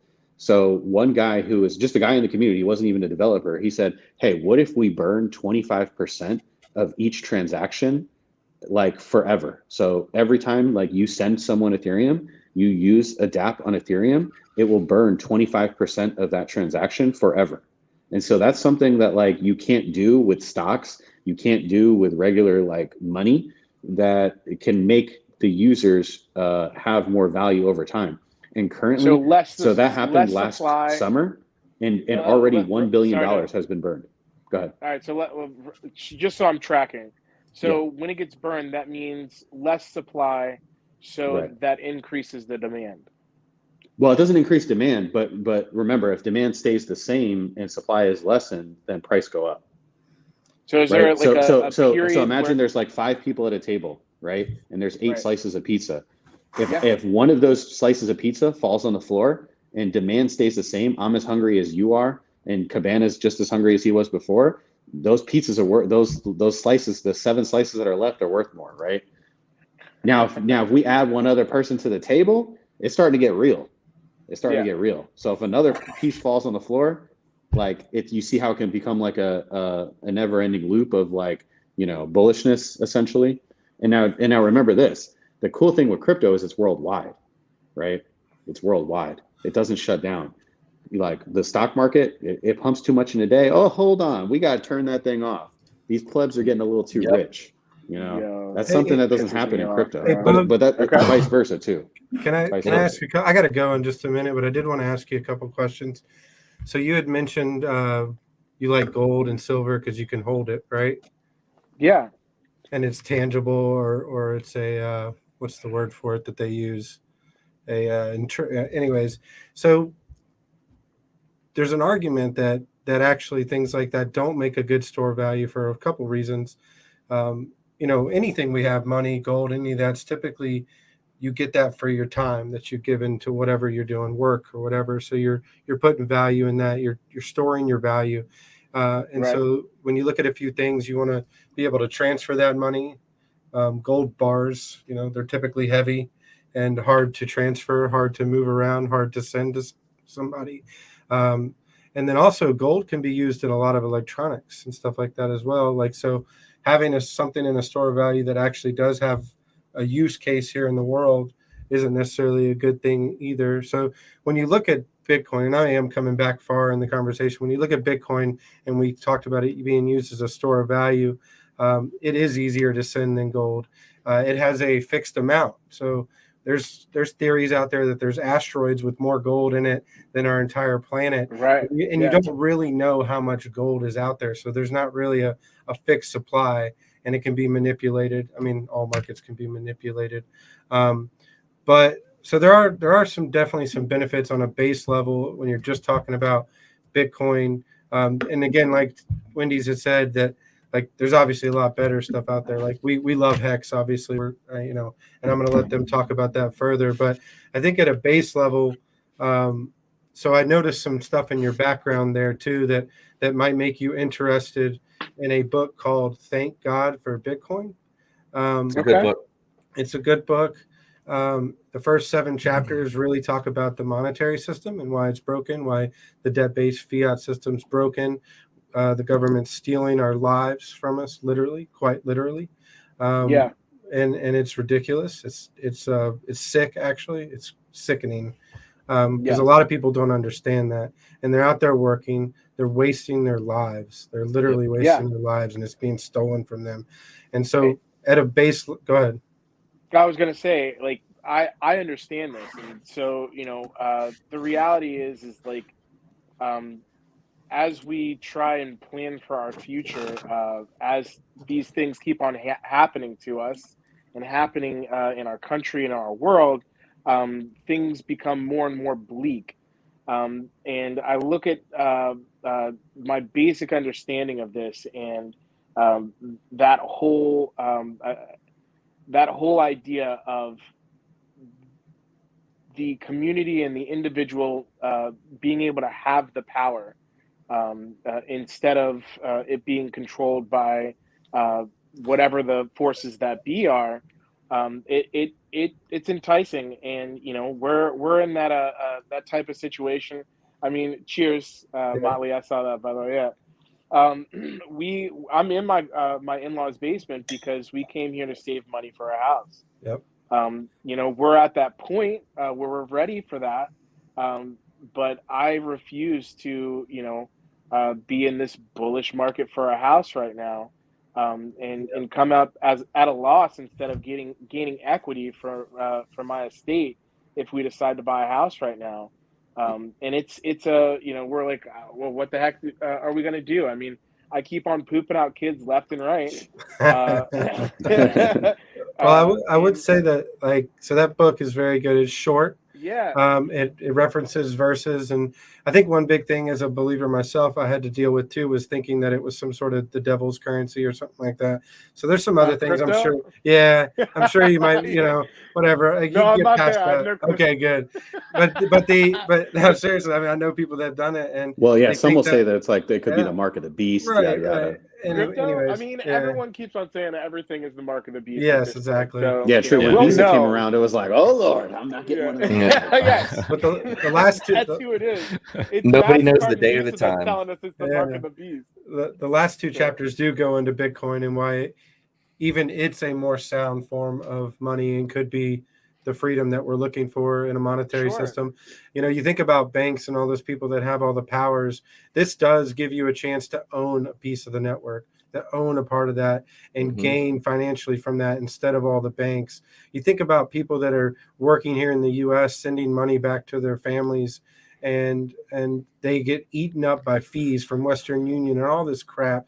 It's just bull crap, and it's more ways to steal from us. And these are ways that people will be able to do those things in the future and right now without having to relying on each other instead of these, like you said, the powers to be and all this stuff that whatever. I can get into conspiracies and all that crap, but we don't have to do all that. Yeah, it's ridiculous, man. So I'm going to leave you with that. Like, I think reading that book is a great start. And I think, again, these guys are going to cover, like, HEX is like improved Bitcoin. We're forking Ethereum, so we're making a better Ethereum over here. Like, if there's a club to be a part of in crypto, this is definitely it. You'll never find a better community, at least not yet, that I've ever found. And there's so much information out there. You can watch probably any of our channels and find out some more stuff. So anyways, I do have to go, unfortunately, but I hope I just keep going, like, keep diving into the information. I think you'll find the answers that you're looking for, and just be open-minded. That's all I would say. Oh yeah. I always keep an open mind, and I actually do a lot of research by trade. It's ingrained in me. So it was hard enough not to do any research before I came here. But being pointed in the right directions is always a good thing. So I appreciate you, Steve, man. Yeah. And if you want to reach out, of course, I think any of these guys would. Motley, don't forget, I didn't forget about our lunch we got to have. I know you're back in town, so. Yeah, for sure, man. Just hit me up. All right, brother. You guys have a good one. I'll talk to you soon. See you. All right, man. Thanks, Steve. Bye. Yeah, man. But yeah, it's like he was saying, like, as far as like Bitcoin goes as a store of value, it's a million times better than the dollar and stuff. And I mean, whatever you do, truthfully, like in this environment, it's pretty much better than the system, because they're inflating the currency at such a high rate that, like, if you don't have assets, you're just getting diluted. And it's disgusting. I am right now. It's funny because, like, the average poor person gets angry at the rich instead of the government, and it's like the government is what's making you poor. It's not the rich people. The rich people know the game that is being played. So I you know, grew up poor. I lived in the ghetto. Even as an adult, I didn't have shit, you know, but I was smart and I grinded hard. I worked really hard. And I was like, yo, I just remember being out, and I was in like my late 20s, and I was like, yo, I'm broke as fuck. Like, how do I like break this cycle? And I was like, there's got to be a way, you know. And I started learning about like finance, money, inflation, all these things. And I was like, all right, like I gotta like find the, you know, the true path. I started looking into like regular stuff, mutual funds, you know, real estate, all that kind of stuff that everybody does when they're on like a finance journey and stuff. And then I found crypto. And I was like, okay, crypto is the winning horse. Like it's clearly, you know, and like even now, like we have, you know, things like HEX that is like a better Bitcoin, but even Bitcoin since 2009 has appreciated at over 200% a year. Like I've heard houses, like, you know, stocks, it's a joke. It's a joke in comparison. And so I was already like a grown ass man, broke as fuck. And, you know, like with hard work and some, you know, putting knowledge into crypto, I became rich. My parents, you know, it was terrible. Like, you know, my dad started getting sick and stuff like that. He only was able, after working over 40 years, he was only able to save up like $200,000. And I told him, I said, look, I said, I know this is going to sound crazy, but like, give me the 200,000, like, let me invest it for you. And now my parents are multimillionaires. They're retired. I'm retired. You know, so I mean it when I say it, that like crypto is the best like horse in the game. And if you put the knowledge in and you really understand what you're buying, because the thing is this, like crypto is not easy. People think my girl's dad, very rich guy, okay, and he would call me like get rich quick, you know, and then my name, because he thought I was trying to like scheme my way to being rich, you know, like it was some easy thing, but it wasn't easy. I mean, anybody who's been in the multiple, like I've been in HEX since day one, we've had many dips of up to like 80 something percent. It's not easy to watch your money go away by that amount. So it's not easy, but the key is if you really understand what you're investing in and you understand why it'll have value over the long term. Like now we're seeing things like NFL players every week. Or there could be an NFL player watching right now. Shout out to Justice Hill if you're watching. You know, he's hey, like I know Justice Hill. Yeah, man, he's a I Hex used to be a bartender. I used to serve that guy. Yeah, that's awesome. Yeah, he's in HEX, and he's been getting a lot of different like football players in the NFL and HEX and stuff like that. And it's like for us at the beginning when it was like 100% grassroots, like we knew this was coming, and so like a lot of us knew what we were holding and stuff like that. So it was just like it wasn't easy though. And so like what I'm telling you is that especially like coming from somewhere that's like not in crypto, like you're going to go through these things. And so the more research you do and the more like knowledge you get and to know what you're holding and stuff, because the thing is your mind will tell you to do the opposite of what you should do, right? So if you get into crypto, let's say you buy in, right? You bought $10,000. If it drops to $2,000, your mind is telling you, your wife might be telling you, get rid of that 2,000. Like we could use that $2,000, right? I'm pregnant again, baby. You done did it again. There's number 6 is on the way. Okay, we need that $2,000. I'm not even. You're like you have no clue how close you are. Like man, I've heard it all before. So like, but that's man. the moment. That is the moment you need to be buying more. And so like, I'll tell you, like my dad, you know, like I had got him like a good bag of Ethereum. And when Ethereum was dropping in this last bear market, Ethereum dropped to a low of 88. At $100, my dad sold a good amount. Okay, and he was like, "Oh, it's going to like 60. I know it. You know, I'm gonna buy some." Well, guess what? It hit 88. He didn't buy right away, and then that BZ bounced. Okay, and it's going up. And so he lost like a good portion of his bag. You know, because of that emotion. And you could say whether it was fear or greed. Right? It could have been greed that he was like, oh, I'm going to sell and buy back lower and get more. Whatever it was, you know, I wasn't there to know for sure if it was fear or greed, but whatever it was, it got him, you know, and it gets a lot of people. And so it's like at that moment where you think I cannot take any more pain, or you're so greedy, that's usually the moment where it's like the top or the bottom. So I just say, you know, no matter how much you talk to us, you're going to still have questions, and you just have to do that research and find the answers. And like Steve said, you know, our DMs are open. We're happy to help you at any time along your journey. I appreciate it. On that whole mentality, I think a lot of people do struggle with that. I mess with stocks. I started early 20s into whatever we're gonna call what age I am now, and that's Real something quick, that yeah. how did you do when you traded? Were you a good trader? I did all right. And not at first. I'm like straight up, I was asked when I started. Like we're talking about like it was just nothing but an emotional run. It was just like every single thing, like it was so dangerous, and I'm just trying to get out so quick because I have to explain to my then girlfriend who's becoming my wife that I'm not financially illiterate when honestly I absolutely was. And at this point, overall as a trader, I'm definitely in the black. I've made some decent investments, and the only reason why I decided to, it's kind of what I'm doing here at the same point. I found in my investing that the smartest thing for me to do is choose the right horse. Yep. Because inflation is going to happen. The market's going to go up and down, but it's been trending up, in general since it began. And if you choose the right horse and you choose the right things to invest your money in, that they're going to appreciate in value. And so for me, because of that, and because I just stopped, what I ended up doing, the smartest decision I ever made was I deleted my apps.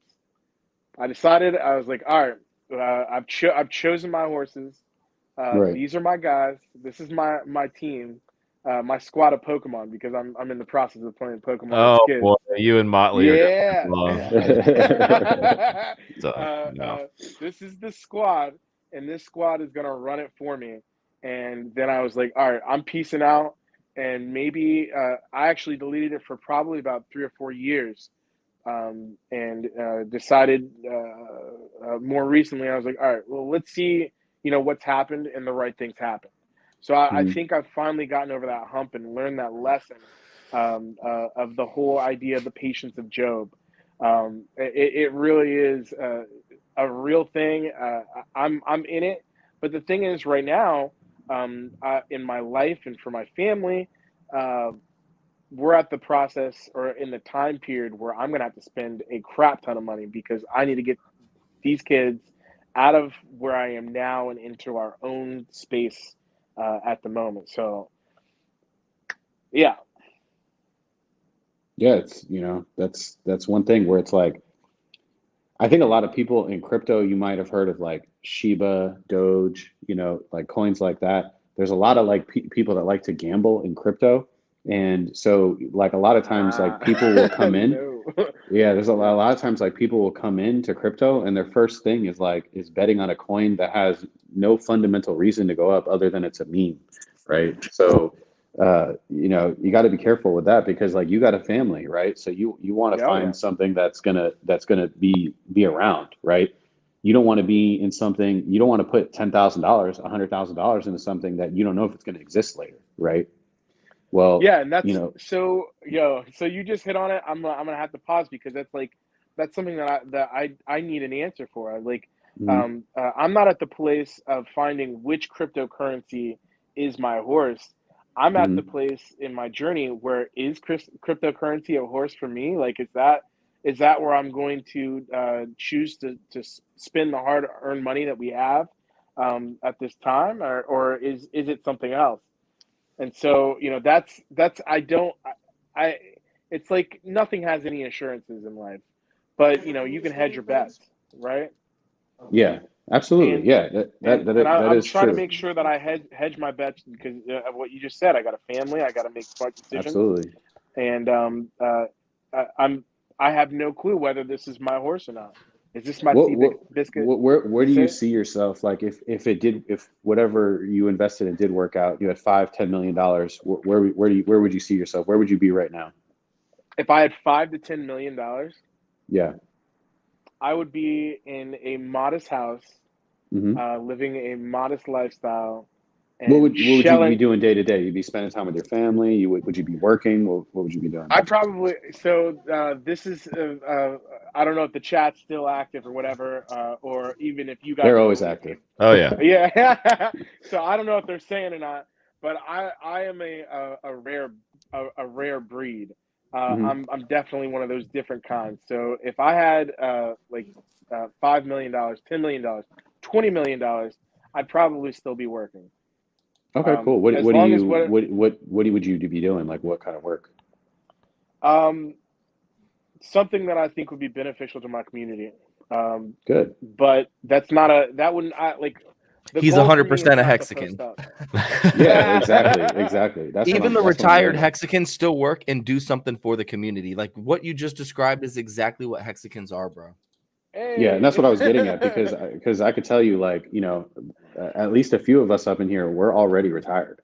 We could be sitting on a beach sipping pina coladas, but I'm spending my afternoon talking to a guy I don't even know online, you know, trying to show him, like, because, you know, like I was a firefighter, 100%. I was a nurse, you know, like I have that in me to like want to help people, right? And so I could help one person at a time as a nurse, or I could come on here and potentially change thousands of lives by talking online about, you know, the opportunities in crypto. So that's why I do it, and that's why I know Motley does it.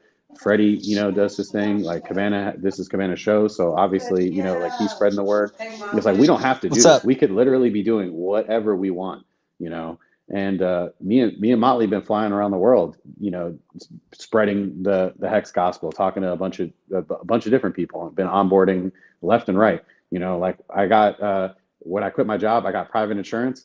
The guy who sold me insurance on the phone is a Hexagon now, and he texts me all the time. He's like, "Oh man, yeah." He's like, "I got in during the dip and stuff like that." So, you know, my life has now become, you know, like spreading this message because it has been such a positive thing for me. You know, I mean, you don't know what it means to me to be able to, like, you know, take my mom to a log cabin. She's gonna want to go her whole life. She's, you know, almost 70. And, you know, being able to, like, you know, do things like that. I got my mom a designer purse, and she's like, "This is literally the nicest thing that anyone's ever gotten me." You know what I mean? Like, it's just little things like that. That's like, you know, you want to be able to take care of your parents. They took care of you, you know, and you want everybody, like, you know, the thing is there's enough money to go around that, like, there's so many people that don't want it, right? They just want to be caught up in the rat race. So it's like the Matrix, right? It's like, if you want to take the red pill, it's on you, man. Like you can have everything that you want. And so, you know, if you're willing to hear the message, if you're willing to, like, jump through that gate, anything you want, I truly believe you can achieve that. It's so early in the asset class. Like, you know, it really is. Like, we're not mainstream yet. We're not viral. There's going to be a moment where, you know, like, this is like stocks, where it's like, it's totally saturated. Like, everybody's in, you know, the gains are much, much, much less. Yeah. This is not that time. Like, if you get in now, you will be a multimillionaire. You know, I'm not blowing smoke up your ass. You will be Just rich. a matter of time. And you will have total freedom when it comes to time and potentially generational wealth. It's just, you know, as long as you go into the right crypto. As long as you go into the right crypto. Yep, exactly. Like, because like I said, it is a minefield out there, because there's a lot of people that want to make fast money. And that's not what your mentality should be. Your mentality should be as an investor, you know, like you do with stocks and stuff. Like, you pick something, you dollar cost in, and you accumulate, you know, when coins are down and stuff like that. And you have a traditional finance with the goal, mentality. Yeah. Because you have to. I'm sorry, I didn't mean to cut you off, but you have to have a traditional finance mentality where you buy something and then hold it. It's different than a trader's mentality, right? So the longer you hold, the better it becomes. Even if the price dips by 20% every year, if you have a stake in Hex longer than 6 years, then you're still going to make 20%, because the average payout, the average stake right now, it's what, at 38% APY? So the price can decrease 20% annually, correct? Whoa, wait, slow down. You said 38% over a 6-year period. Mm-hmm. How? As long as you have the average stake length. So a couple of things, and I'll try to give a 40,000 foot overview. And Motley and Tendies, just, you know, stop me if I'm off track. Yeah, we haven't even mentioned Hex yet. Like, so I would just go in the basics, like just explain from the basics what it is. So the Hex inflates. It has a fixed inflation of 3.69%. And every year, Are you done? the coin inflates 3.69%. So if each one of us, the 5 of us here on stream, had 20%, we would each get each percent. Hold on, let me take a step back. So a fixed inflation of 3.69% every year goes to anyone who holds HEX and locks it up. So if you hold HEX and you say, I'm going to lock it up and burn it in the contract for 15 years, I can't touch it. I don't have access to it like a CD at the bank. You're going to lock it up on a stake for 15 years. You will get paid a certain percentage of the annual inflation. The longer you stake and the more HEX that you stake, the bigger the percentage of inflation that you get. Does that make sense? Yeah. So to get to 38%, it's simple math. You have 100 pieces of the pie. If 100 pieces of the pie are locked up and staked, as what we call it in HEX, each piece of the pie gets 3.69% of that annual inflation. So on the inverse, if only 10% or if only 10 pieces of the pie are staked up, then those 10% get the other 3.69% from every other piece of the pie. The other 90 pies that aren't locked in and staked, they don't get their piece of the inflation. So that 1% or that one piece of pie for each person goes to those 10. So if there's only 10% of the pie that's locked up, instead of 3.69%, they get 10 times 3.69% because they get the other 90 pieces of the pie's inflation. So if you hold one piece of that pie, if only 10% of the entire currency is staked, you're really getting 36.9% inflation annually. Does that make sense? All right. Freddie, I'm not going to lie to you. Like, you lost me, like, that long sucks. ago. Like, I'm sorry. But nah, you were just like percentage. I'm sorry. Yo, you drowned me in percentages. So I was trying to track, but nah, Okay, I so didn't. So, okay, but I so do for have a HEX. question as Okay, go ahead. so if we're staking USD, right? USD for HEX, right? Yep. So you're exchanging USD for HEX. So like, let's say you have 100. So because the inflation is in the coin. Okay. That's why if you were looking at like your ROI, your ROI could be in like the millions of percent because you're earning HEX, right? So you're staking HEX and you're earning HEX, which is both variable based on supply and demand. So if there's little supply and a lot of demand, then your principal goes up, but also the amount of coins that you got up from yield are also gaining. And so that's when the numbers get really, really crazy. Increase coin, the amount of like the actual like quantity of coins as well. Yeah. So I'll try to explain. I got it. Okay, go ahead. Motley, take over. I got it. Go ahead. All right. So you know how Bitcoin has like a soft cap of whatever it is, like 21 million coins, and that he doesn't, halving, but now he does. That the halving occurs every 4 years. It reduces the amount of inflation, the amount of coins being printed. So like right now, I believe it's like around 2%. And that inflation goes and it pays the miners essentially for holding up the security of the network. You kind of understand that model of Bitcoin, right? I mean, I've got a decent understanding of it right now. Okay. Yeah. So HEX inflation model, it mints 3.69% every year based off the total supply. And instead of that inflation going to paying miners, the HEX contract uses that yield, that inflation, to pay to stakers. To essentially, one, they're locking up their coins, so they're giving up their ability to sell on the open market, but they're getting rewarded in that yield. So that inflation, instead of going to miners that are holding up the security of the network via proof of work, it's a proof of weight system. So the staker class is actually rewarded with that inflation. So you actually get those money printers that are sending out inflation.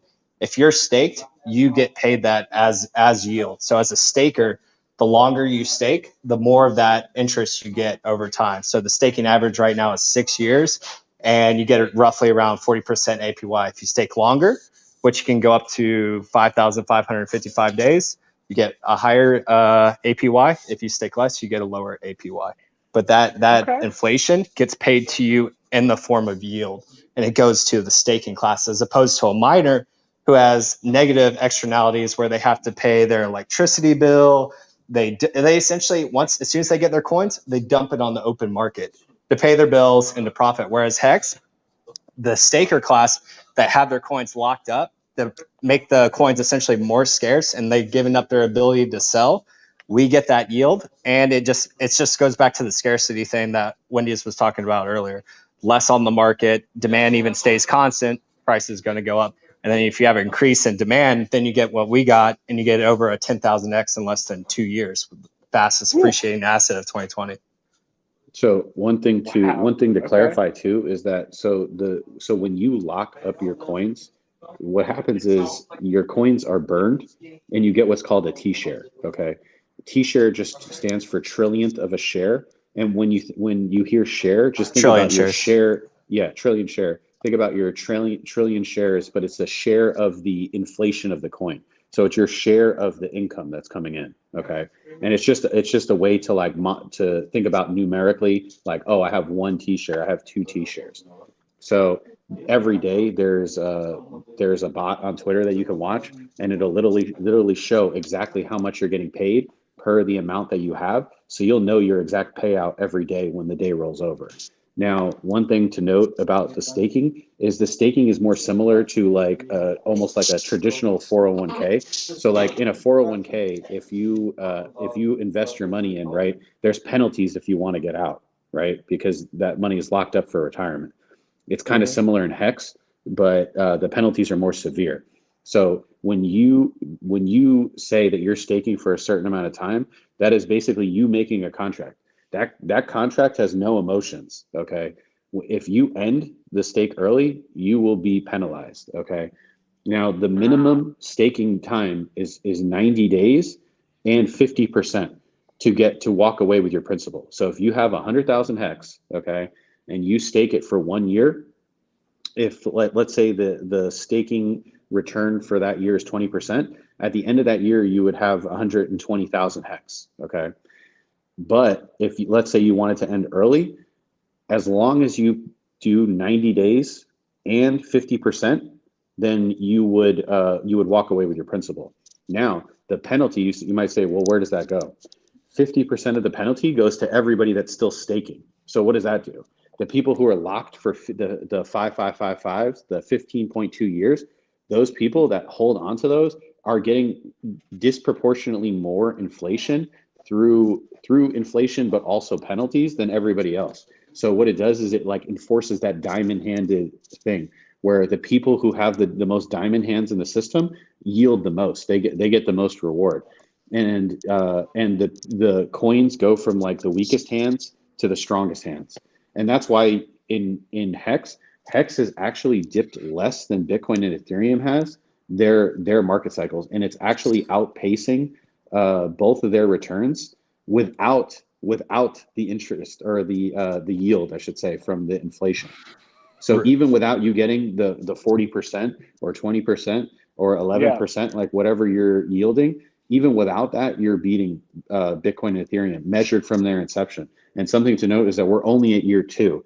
So it's really like getting in Bitcoin in like 2011. And a lot of people in crypto don't realize that. And we've been trying to tell people for a while. We're like, hey, look at the chart. Like the facts don't lie. It's like And buying if you look Bitcoin at the at chart.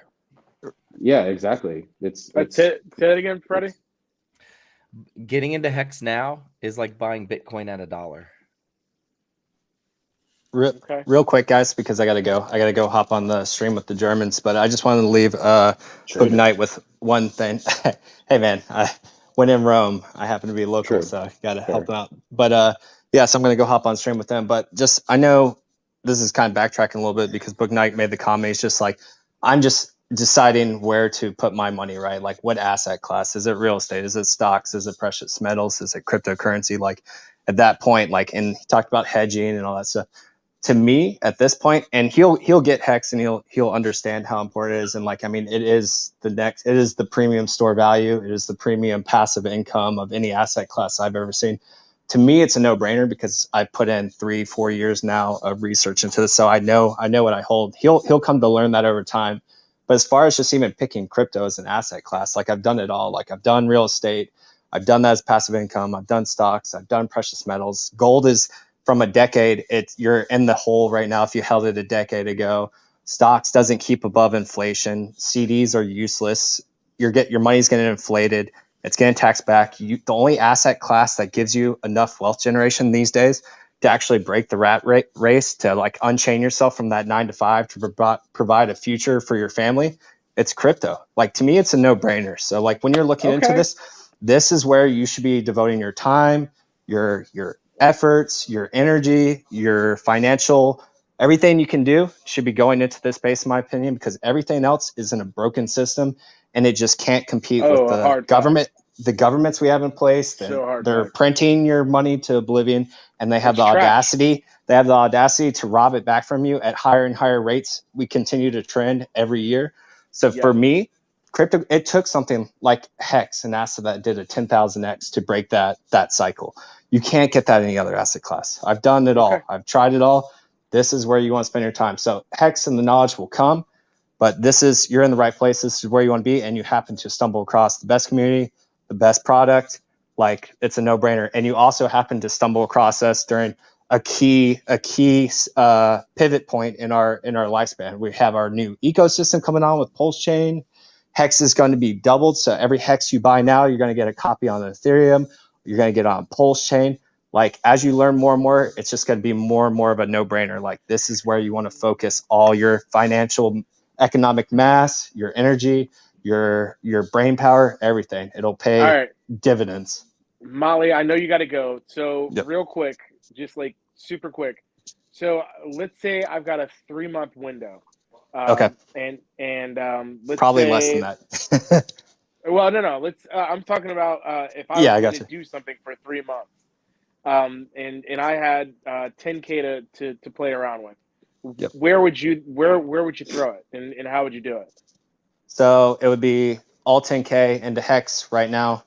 PulseChain's about to go live. There's about to be a Pulse Swap sacrifice. To me, the LP token, which is what's going to be for this Pulse Swap token, this PulseX token, to me, it's honestly going to be the third premier asset on the chain. You're going to have HEX, which is the premier asset, the store value, earns you yield for just holding. Then you're going to have PulseChain, which is going to be the Pulse, which is going to be the network token on the new chain, PulseChain. That'll be the second asset. And then you'll have this PulseX token, which is just going to be an LP token. That sacrifice is coming up within, Richard said, the end of year. And then after that ends, he said mainnet, and that's going to be PulseChain. Bro. What are you doing on December 17th, end of year? Come on, man. How you gonna hit end of year? So it's supposed to be starting before the end of year. So I'm just saying that I'm trying to give you a timeline of what's going on in this ecosystem. So essentially, that sacrifice phase is going to take place. I would not invest too much money in that. For you personally, I would put all 10,000 into HEX. I would maybe DCA. Let's see, with gas prices are a little high, so I'd probably do anywhere between probably just DCA 2,500 buys or maybe $5,000 buys, and just do 2 good buys. We're still in a good dip. You're going to get double your HEX. PulseChain goes live. You can buy it day one. I would allocate a certain percentage of that to PulseChain. And yeah, I would just accumulate as much as you can right now, because the gains you're going to see over this, like, you could see PulseChain do a 10,000x like HEX. You could see HEX do thousands and thousands of more X from here. It's going to be the next Bitcoin. So Bitcoin did a 6 million X.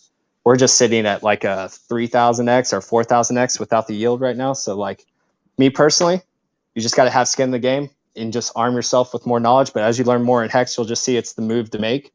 And I would just acquire as much of it before this fork takes place. And when does that happen again? So probably end of year. End of year is the Pulse Swap sacrifice phase. It's a different coin. You don't need to know too much about that right now. And then mainnet is supposed to launch within 2 weeks to a month after that. But the thing with software is there's always delays. We don't know 100% sure. Chances are it's probably going to be delayed, but earliest you're looking at you're looking by like a month or so. Latest, I would say maybe like February or March. The last thing Richard said was a month and a half. So yeah. So I got about that too. I got to hop off, guys. Love you guys. Thank you so much, keep doing Have research. You're in the right place. You're in the right asset. You're in the right community. You'll do well. You'll get out of the rat race. You'll do good for your family. Generational wealth. This is where it's at. All right, man. Later, guys. Appreciate Peace. you, bro. Later, bro. Have a good one, brother. Hey, real quick. So, are you on Twitter? Am I on Twitter? Yes, sir. Yes and no. Okay, so you have one, but you don't use it. Yeah, no. I can link you all up if needed. All right, Yeah. so here's the thing. Like I do not tweet, but I You see lurk. what's going on. Yeah. Yeah. That's perfect. So what we tell a lot of people when they first come into the HEX community or crypto period, one of the best things to do when you're getting into crypto is get on Twitter and start following Hexicans. And as they tweet out information, you will learn and you will pick up the ins and outs of HEX and crypto and what it is. So that's what makes this crypto so great is the community, man. Like there is so much knowledge and there are so many people here who have been through the ups and downs and made a lot of money and lost a lot of money in crypto before Richard Hart launched HEX. And we all came together as a community, very experienced in all walks of life, man. Like there is a wealth of knowledge to be had for just following Hexicans on Twitter. And then you'll start watching streams and you'll start doing stuff like this. Like you'll work yourself into the community, man. And like for someone who's just getting into the game, you absolutely have got to, you don't have to tweet, but follow Hexicans and then watch videos. And Wales puts out, someone was saying in the chat just now, like Wales does dope videos on charts and different things like that. So coming from traditional finance, you would probably I'm gonna be on his channel get a lot like 2 days out of his channels. so. Yeah, you would get a lot. Yeah, from no, Wales, man. I'm a He's throwing YouTuber. up. Like I'm on that Cool. like nonstop. So Yeah, perfect. Yeah. Most of us were, before crypto, but that's dope, man. But Definitely yeah, do that. crypto Twitter is pretty good, especially with HEX. Like Yep. I was already in crypto and I literally just made my account for HEX. Like so you can even see like it was made in like December 2019. That's when HEX launched. It was literally just for that. Okay. Yeah. Then I'm sure you'll get a some kind of DM from me at some point. What is so. your Yeah, absolutely. throw your Twitter handle out there? Do you know your Twitter handle?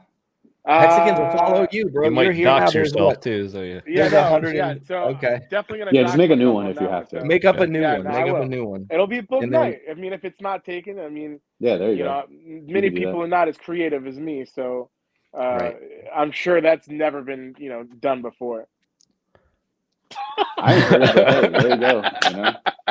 I'm telling you, brother. Yeah. Hexicans will begin to follow you. Cabana For can sure. tweet it out. We'll all tweet it out. Hey, new onboard, no coiner coming in. Let's help them out. Boom, Oh, boom, snap. boom. Is that what We're I gonna am? get it. I'm a no coiner. Right? Current- Well, I mean, currently. you've never been into Currently. Bitcoin or nothing, right? Yeah. Okay. Yeah, so I guess our conversation there, Boog, is it started, you were like, hey, I have like this amount to invest. If you had that, like where would you put it in crypto? Like so crypto was at top of mind, right? Because that's how you Like, phrased the literally- question. Yes, that is true, and it's because of some of the things that all these guys have said throughout this stream. I mean, I know that everything else is hedged against me, and this is the only thing that I've encountered in all the basic understandings that I have, and talking to people and things that I've heard. I as I said, I YouTube a lot, and a lot of the people that I watch on current events and stuff like that, they're like, yeah, man, Bitcoin's where it's at. And so I know for a fact the idea behind Bitcoin is freedom of the people, and that is a major thing for me, is responsibility of self. My worldview completely surrounds that mentality, and I'm tired of making money and without ever spending it being devalued. So if this is an opportunity for me to flip the script on that and kind of throw two up to the man, I'm so down. Hell yeah. There's a Well, saying I'll in the tell you- community that HEX gives you freedom. Yeah, It and does. I literally, man. Life is about freedom. I mean, it's freedom of choice. That's something that was given to us, not by any man, and man does not endow freedom. So freedom exists without, but man can really put you down. Yep. And I'm all about having my freedom. So 100%. Yeah, I mean, one great thing about HEX is like the way it's designed. So like if you were to buy Bitcoin, mhm. the miners are the ones that are getting the inflation, right? So if you buy a Bitcoin today, okay, let's say it's around $46,000, right? When do you sell? Right? You're stuck, right? That's the question, is like, when do you sell? Do you sell at 70,000? Do you sell at 100,000? Do you sell I mean, at you could sell 150,000? tomorrow if you wanted. And then you can sell whenever, but in 10 how days, do you know price when could to go sell? down. Price You could just go don't up. know. Yeah. And so the benefit of HEX is that you're getting yield, right? And the yield that you're getting, you can keep your principal and sell your yield, and it could be like a stress-free thing, right? So like, let's say you said you had the 10,000 and you invest that, right?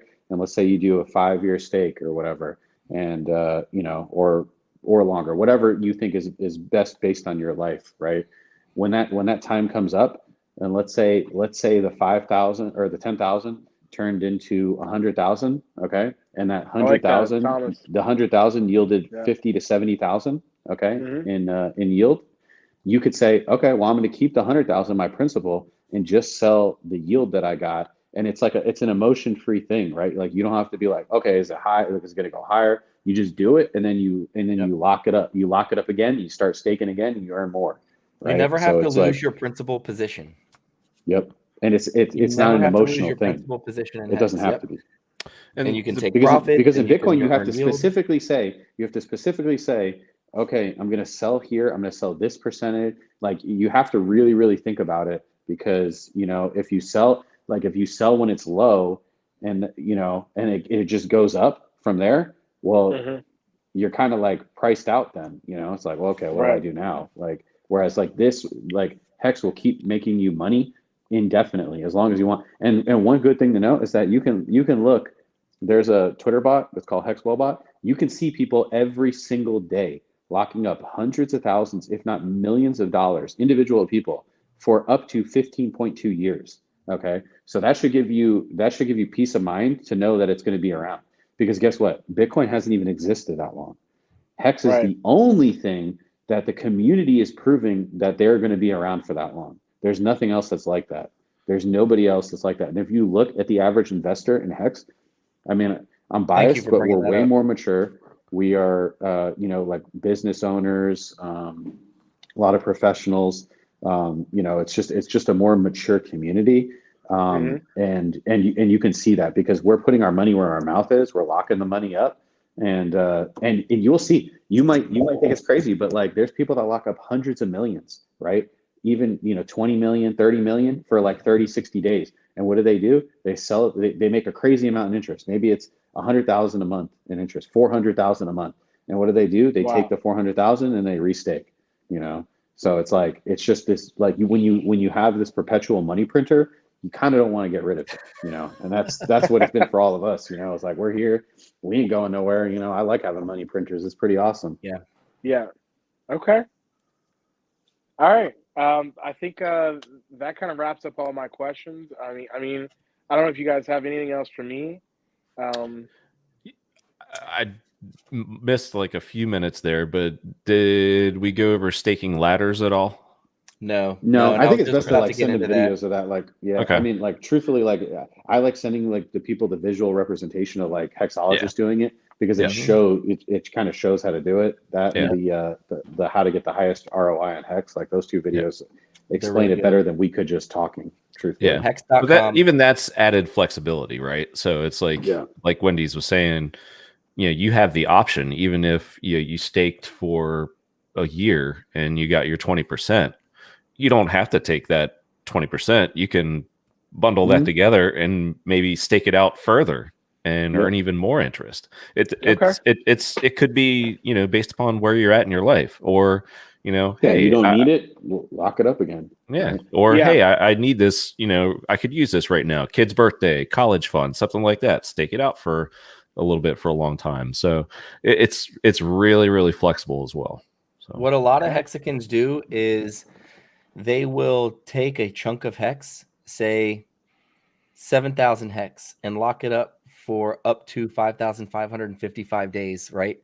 So everyone says your first stake or your first lockup into the contract should be the longest one, 5,555, right? So that's a really long time to wait to see those returns. I think someone in the chat was just saying, when you make that yield, Bitfinesse said it. When you make daily interest payouts, right, or daily yield payouts, but you don't get to collect all of that until the very end of your stake, right? So that's a long time to lock that up, right? So you're not going to have access to that immediately. So what some Hexicans do is they'll do a 15-year stake, they'll do a 13-year stake, they'll do a 10-year stake, they'll do a 7-year stake, a 5, a 3, and a 1-year stake. And then that way, when their stake ends, they get that interest, and then they would yields lock on each one of these. Gotcha. Exactly. So there's a ladder, so you don't have to wait that long. So you can have it set up. I personally have one set up quarterly. Every 3 months, I have a stake that ends, and then when that stake ends, there's interest plus the original, or not interest, yield plus the original principal amount, and then what I've been doing lately is taking all of it and staking it out 5, 5, 5, 5 every time one ends, because I don't need it right now. So I can just lock all of that back up for another 15 years. 15 years, the longest term lockup. After I get through 15 years, every 3 months, I'll have maximum yield returns coming out on those stakes, because you get the maximum return on a 15-year. But what I tell my onboards now is I say the earliest stake that you should have is 5 years. You should start at 15 and go down, and then DCA into 5 year, and then you can kind of do like rolling stakes like the big dogs, because you really got to give yourself time. Like you got to realize, like, we've gone up a lot. Like, you're not going to instantly become a millionaire. You know, you got to give it time. So 5 years, in my opinion, is a reasonable time to wait. So you stake for, you know, like build your ladder from like 15 going down, and then stake for 5 years, and then you know, that should give you enough time to where you could see like real potential gain. And like I said, just DCA, because, you know, like we're in a dip right now. Anybody who's DCAing now and throwing it out there into 5 years, like you might be retired in 5 years. Who knows? You know, bro, it's funny you say that. I literally am writing this new verse today, and one of the lines in this new verse that I'm writing, it says, "Now they think that it's too late because they just got here, but all you need is like 2 G's and then stake it for 5 years." So like, that's literally, what I'm saying. Like you don't need the cash out now, but that's literally in this track that I just working on today. But it's true though. Take $2 grand and then lock that 2. You said if you were going to jump in with 10 grand, take $2 grand of it and lock it up for 5 years. Take, you know, 5 grand of it, or maybe another 2 grand and lock it up for 15 years. Take another 2 grand and lock it up for 10 years. Take another 2 grand and lock it up for 7 years. So every couple of years after 5 years, you have something coming out that's been making yield, daily payouts, right? Over 5 years, that's going to be a lot. And so here's another thing that I don't think anyone's mentioned. You don't get paid out in dollars. You get paid out your yield in more HEX. So if you lock up 1,000 HEX and you do an average stake of 6 years, you're going to make about 38% on that annually, right? So you get paid out your principal in HEX. Yeah, plus but that's why the HEX. gains can be so crazy, because if HEX just keeps going up, like that's why your yield, it just like multiply. It's an exponential, like it's basically exponential what happens. So not only are you making yield, 30 to 40%, but the dollar value can go up. Exactly. Yeah. Exactly. So you're hitting it 2 times. You're getting the yield where you get payouts daily in HEX yield just for locking it up. Plus you're getting dollar appreciation. So if you have, you know, 6 more HEX tomorrow that you had today, and you have another 6 HEX the day after for every T share, another 6 HEX for every T share, you get that. But I mean, say HEX bumps to $10 instead of 22 cents. Now you just multiplied all of that yield by another 500 something. $10, what, something like 50 times. So not only did you get that 36 or 38%, you also got 50x that 38% because the price went up 50x from 20 cents to $10. Does that make sense? Yeah, it's crazy. So we call it pumpamentals, right? So it's like yield on top of dollar gains on top of yield. It's just, you know, take 2 G's, stake it 5 years, take another 2 G's, stake it 7 years, take another 2 G's, stake it 10, take another 2, do it 13, and then another 2, and do it 15 years. Boom, boom, boom, boom, boom. Okay. 5. Yep. Right. And that's a staking ladder. But I'll say this. I'll tell you this. If that's all I did, I wouldn't be retired. So realistically, find what you can afford to invest every month in dollar cost in. Dollar cost, you know, into Pulse, into HEX, you know. You gotta risk it for the biscuit. You know what I'm saying? Like you're gonna have to, like, you know, and as time goes on, the gains go down. So you are going to have to put like some economic mass in. Like I think some people think that they're going to put $100 in and become a millionaire. Like that's not how it works. And especially as time goes on, that's not how it works. Like you're going to have to put like some economic mass in. So talk to your wifey, be like, hey, what can we afford? You know, get her involved, and you know, make it like a family thing. And you know, just so because the thing with crypto is that crypto has like a few days of amazing gains and then a lot of days of like downtrend and sideways action. So it really, like in traditional markets, you'll hear all the time that people will tell you to lump sum in. Okay, that is the worst thing to do in crypto because of the way the market works. It's much better to dollar cost in than it is to lump sum in. And so it's kind of nice though, because you don't get paid your whole salary on January 1st, right? Like you get paid every monthly, bi-weekly, whatever it is. So if you can put $200 in, $500 in, whatever you can afford, you know, divvy that up. So maybe it's like 500 in HEX, 500 in Pulse, you know, and just keep dollar costing in over time, and you will do really well in the long run. Yeah. Are you ready to go? You got to roll, brother? Yeah, dude, I got to put these kids to bed. Awesome. So appreciate you coming on, man. Well, Boog, man, thanks for coming on, man. And of course, you know, I'll talk to you whenever we want. We got each other's contact info, but you know, I can answer all the other supplemental questions. But I did want to expose you to the community and just the minds and streams that are out there. I mean, YouTube, right? So hard. It is Get your on Twitter, oyster, bro. man. Get on Twitter. Yeah. HEX, yeah, HEX is in Booge crypto. Knight HEX.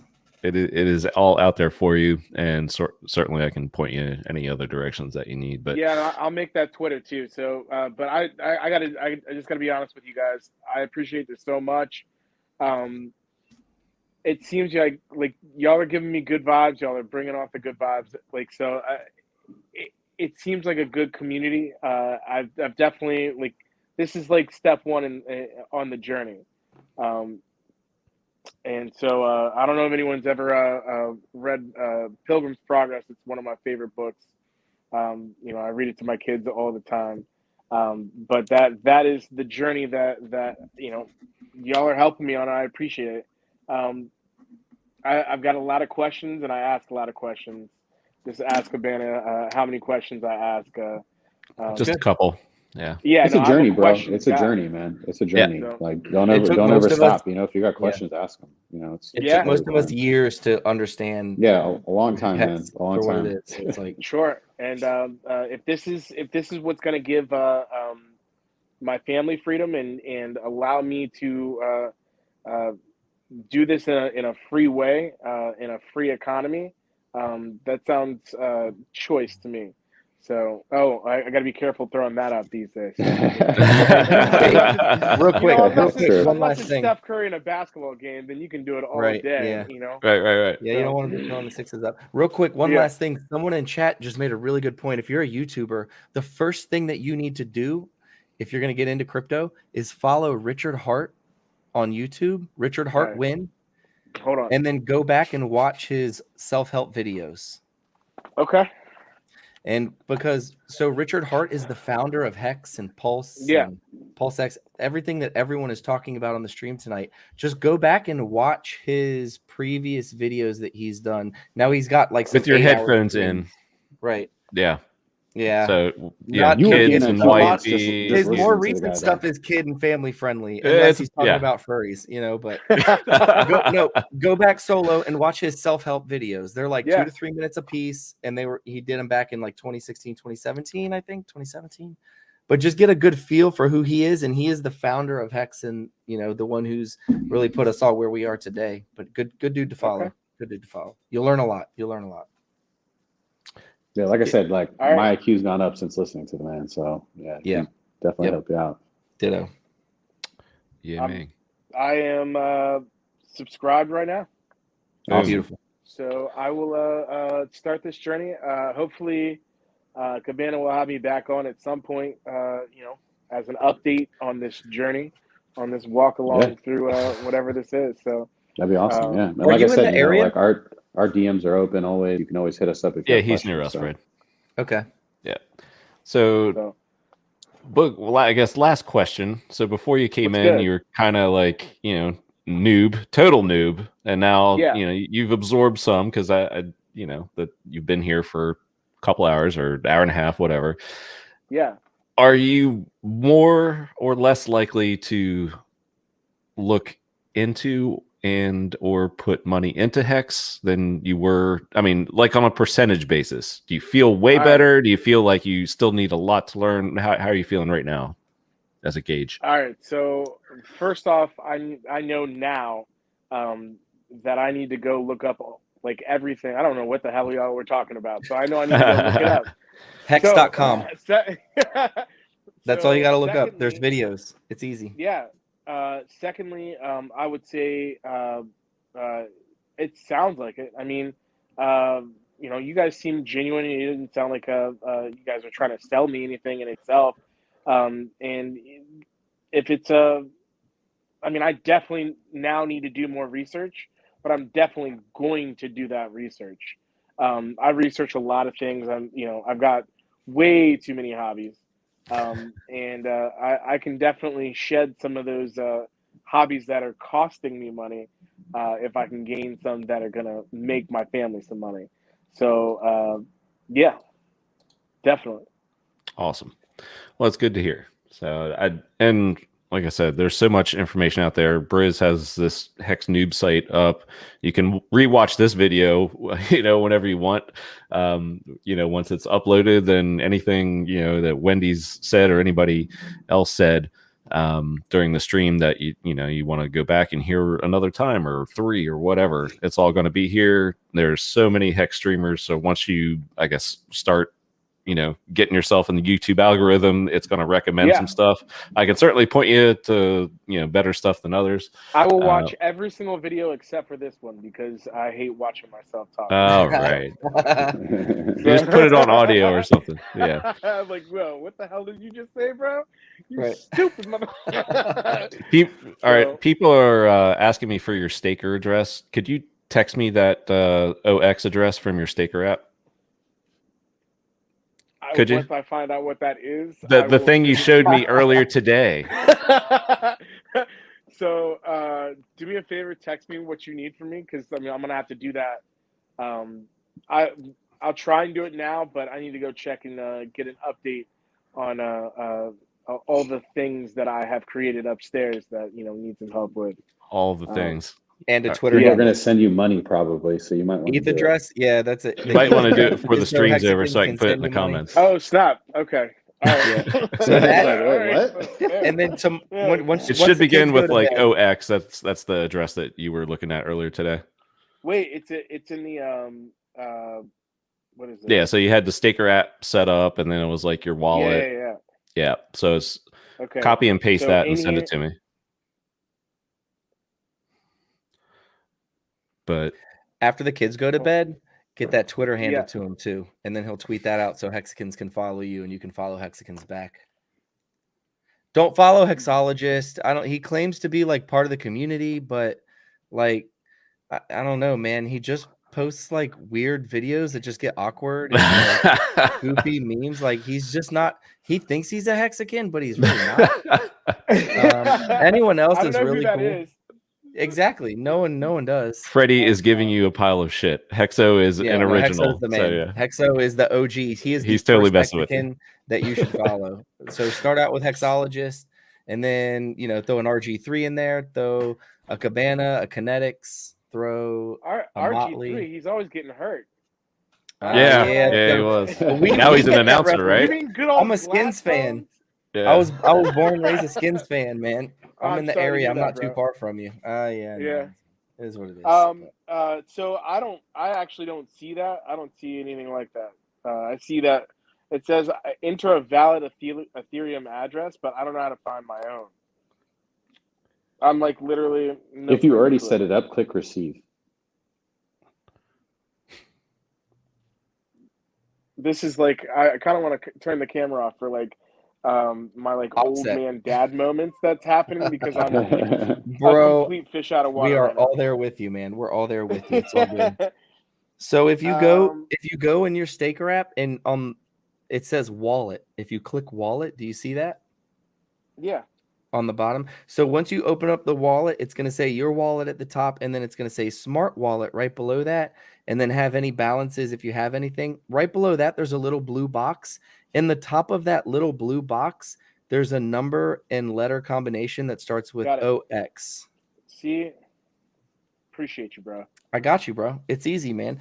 And dude, like you were saying earlier, that's Hexicans aren't here to sell you on anything. Hexicans are here to help you learn whatever it is that you want to learn, man. So however deep you want to get into it, Hexicans will help you. It's a selfless life. It's a life of Christ, man. And Cabana and I talk about this, and it's a selfless life to help others. Like you were saying, it's wild. I'm right bro. there. It's just wild, man. It's crazy. It's crazy. But it's an awesome, awesome community, man. Just lots of selfless, awesome people, man. And it continues to grow. That's the cool thing, man. Like the new streamers, everyone who's coming in, man. It's just awesome. It's so freaking cool. Very cool. Great. All right, so I think I sent it. I mean, cool. Cabana, is that what you're looking for? That series of zeros and ones and random. The Matrix has been posted. Hey, I choose the red pill, always. There it is. We all do. Yeah, man. That red pill. Amen, brother. Well, hey, Merry Christmas, man. It was great meeting you. God bless you guys. Amen. I God am bless going you. to go be a father, and hopefully I've just made some friends. So absolutely. Thank you. Yeah, the joke you is guys and everyone in the chat. The joke around here is you're stuck with us for 15 plus years. So because that's those longest stakes. So yeah, going nowhere. We'll see you next week. All right, brother. See ya. I don't even kick me out of here. Bye. What a cool dude, man. How do you know him, Cabana? Awesome. New hire in the same office building that I'm at. So we just, hit it off, and just you're the resident crypto guy, huh? Yeah, I'm that dude. Yeah. So everybody comes to me for that. I was that guy, and then they're like, "Wait, where'd he go?" Now they're hitting me up like, "Oh shit, did you for real retire?" I was like, "Well, you ain't seen me like overseas and stuff?" Yeah, right. Yeah, you gotta. Yeah, that's I actually went into my old office today, and it was cool, man. Like it was the first time that I had gone in. I had to pick up a thumb drive with some info on it from my laptop that I turned in, but it was cool seeing like everybody, and like there's a lot of new people in there, and they're like, "Who the hell is this guy?" I'm like, "Don't worry about it." But yeah, man, it's good to see the old heads. We're having a Christmas party this weekend, so we got a lot of old coworkers coming over tomorrow for the Christmas party. Oh, cool. Oh man, I got invited to the Christmas party, and I was like, "Oh no, I'm not gonna." You got anything going on this weekend? Not gonna go to Flex. No. I mean, I think it's like pretty much like I'm flying back in to like take my parents to the mountains and stuff, and my sister. So I would, I'm like, I could go stun on them, but I'm just gonna wait. I'll stun on them later. Act like you've been there, man. Which you have. Exactly. Yeah. Exactly. Yeah. Are you you're going to Tennessee, right? You said Gatlinburg? Yep. That's awesome. Are you staying in the town, or are you staying outside? No. I think we're in Pigeon Forge. I gotta look to make sure, cool. But yeah. Yep. Yeah. So Nardo goes there for car shows too every October. It's amazing, man. I used to go up there and ride drive the Tail of the Dragon and stuff. That's like the best road in the country. It's amazing. Oh yeah. I have a buddy Jimmy who rides motorcycles, and he raves about Tail of the Dragon, man. Like it's like 300 and something turns, man. It's amazing. Yeah. It's like what, 12 miles or something crazy like that? Mm-hmm. Yeah. Like 300 and something turns in 12 miles. But it's one of the best street courses to drive in the world. Yeah. Yeah, it is. People come from all over guys the that world they literally just take pictures like all day, just sitting there, because it's like there's always VW has like a group that goes out there. It's like called like Wookiees in the Woods. Fiat and Alfa Romeo have a weekend. That actually they go out 2 weekends, and they'll take like the 4 Cs out there, and crazy stuff. It's pretty awesome. Didn't take HEX so long. Fucking heck. No, the thing is, it didn't take him long. Look at when he posted that. He posted that an hour and 15 minutes ago. Literally within minutes of us talking about it, he had that shit posted. I was rolling. Oh my God. No, he looks like Jim Carrey. So did y'all used to watch, this might show my age, In Living Color? So dude. All of you young people might not know this. Jim Carrey got his start on In Living Color. The Wayans brothers. Yes. Yep. File Marshal Bill, right? So that picture. Let me where show he you got- something. He got his like shit tucked up. Oh my god, dude! Jim Carrey was a ham when. How old was he? He had to be in his early 20s then, because this is like mid 80s, maybe. Oh right? yeah, he was pretty young back then. Oh yeah, and like Jennifer 87. Lopez was like a fly girl, right? Oh yeah. Yeah. Oh yeah. Yeah, people don't realize how old J-Lo is. I mean, she looks really good for her age, but Jenny from the block. Jenny from the block. Mhm. Jenny from In Living Color. Homie, don't play that. Boom. Homie the clown. That's old Bro. school, man. Homie, don't Most of the play people that. in this chat Yeah. don't even know like Yeah. what we're talking about right now. Yeah. Hey, Wendy's, anything on this? They announced MetaMask announced a token or something. There's no. You know, I airdrop. honestly didn't look into that, and you know why? Because, man, me and Motley, if anybody went heavy into that shit, man, I shouldn't be saying this, but my God, Motley is going to be really benefiting off that. And I did what I God thought bless was him. like a ridiculous amount. Yeah. And he like 10x'd me. So, Lord, if God, you know, I hope it works out. Motley, for him, man. your boy wants a rollie if you get the MetaMask drop. That's all I'm saying. But Yeah, I mean, we've heard it so many times now. yeah, exactly. too. That's why I'm like, oh, okay. Like someone tagged me in that, and I was like, I'm not even looking at this. You know what? Like, because guess what? You don't even. It's like you don't even need to look, because as soon as that shit comes out, it's gonna be all over the place, and it's probably not something that you want to dump immediately. Just based on like the last several ones, it's like hold it for a little while and then. I let know it pump, Uni. and then- Look at Uni now. Like it came out at what, $2, and then it pumped to like $7 or $8, and everyone got amped up I about know, it. and I dumped it. I dumped that shit And then way like too maybe early. it So went to 10. fool me and then- once. yeah. Well, hey, And other think things of it- too. Like but I got the what Gitcoin you probably one, dumped it and for that HEX, pumped. right? And then you probably Yeah. locked up your HEX, right? So you might did. still be up on it because overall it only did. Yeah, I am, but like like a obviously you could. I 20, would have done 30 better X. if I would have just waited like a few months and then Yeah. dumped it. But you know, it's all good. Yeah. The Fire Marshal Bill, bro. But yeah, I think like MetaMask is going to be one that definitely like pumps a lot because it's, you know, everybody uses it, so like people are going to see value in it. So are even you if in it the doesn't camp? have any value? Are you 10 in the million camp plus downloads. that it's like your grandfathered in? Has the grandfathering already occurred? Do you have to have ETH in your wallet or just transacted? What's your take on that, or if you have one? Well, I don't, you know, I'm not sure, but I'm going to get it regardless because I did all that stupid shit. I was like, I don't know if they're going to be like, okay, so I'm just going to leave like 0.7 in each wallet. I did like a minimum of like DGen's going $300 DGen. transfer. Yeah, exactly. That's But awesome, truthfully, bro. like when I so really fucking think cool. about it, yeah, but like when I really think about it, if I would have just bought HEX, I probably would have been up more. So it's stupid. You know, it's like you're just trying to get free money and you're just trying to play this little game. You never know. And then and guess what? We might get rugged. We might not get anything. You know. Hey, and I spent thousands of dollars in transaction fees from. It's all good, that, man. You never know. And it was before the gas prices went crazy. So just imagine how many how much that was. Like it's crazy. So, but yeah, I mean, I'm excited for it if it happens. Cool, you know. Like, oh, so there are so many schools of thought out here. So Briz is saying only for people who've made a swap in the overly expensive MetaMask. Yeah, that's swap. what I did all that stuff. Yeah. I hypothesized all of that shit. I was like swapping in MetaMask for common tokens. Like I did it for like Chainlink and stuff because I was like, okay, whatever it is, they're gonna count Chainlink. Yep. And then I left ETH in each wallet.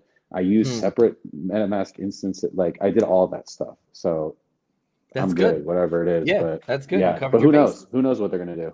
Yeah, who knows? I did that, but I only did it a couple times. I don't think I didn't do it like a crazy amount of times, you know, but what I thought it was crazy enough because like when you're spending thousands of dollars on like, oh, maybe one day I'll get like this present, right? You know, it's kind of stupid. Yeah, no, I agree with that. Where was this one at? Oh yeah, this is a reply that Richard had to somebody today. Bro, the snapshot that matters is mainnet, and that's over a month away. I think PulseX SAC will happen before that. So at least mid-January, probably maybe February, like Feeder has always said. So yeah. Dude, so remember what my date was that I called? Because what was it? Like messaging me about that January 22nd. It sounded like it could be it. 122. 122. Yep, 122. A lot of people are thinking Valentine Day for Heart Day, 214. I think he should do that. I don't think he will do that because I think that he's the kind of person that's like, if it's ready, on Like, I Valentine's don't Day. give a Yeah, fuck. Like, we're 100%. launching it. You know what I mean? Whereas, like, But if it what was if me, it's I'd like be a like, week hard away day? and he's Hell like, yeah, yeah. I could do this, just wait a week. We've already I waited still this think he long. wouldn't. Fuck I it. still think he'd be like, no, I've been Yeah. waiting for this. Like, boom, let's go. If it He was wants me, it I'd be out. like, yes, let's launch on hard day. That's awesome. Right, But 100%. Absolutely. it's all good. We're getting close. That's all I gotta say, boys. We're getting close. Did you see that one tweet that Richard put out today where he just savaged someone? Oh, who was it? Anon something, where he was like, they were talking about the PulseX logo, and he was like, I guess my logo, like some Hexican like tweeted out, oh, I guess my logo didn't get taken, and Richard Hart was like, we haven't even chosen one yet. I don't know. It was just savage. He replied to a Hexican today and just.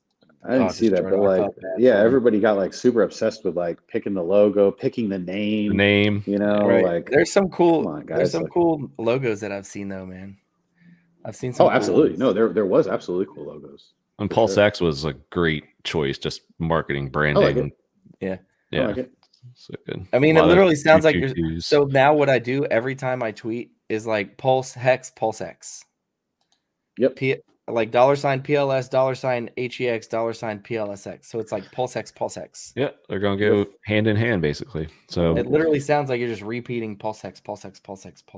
So here's one. Like I watch a lot of streams and listen to them more so, I guess, as I'm like falling asleep. So a lot. I mean, the opinions vary greatly on Pulse Swap.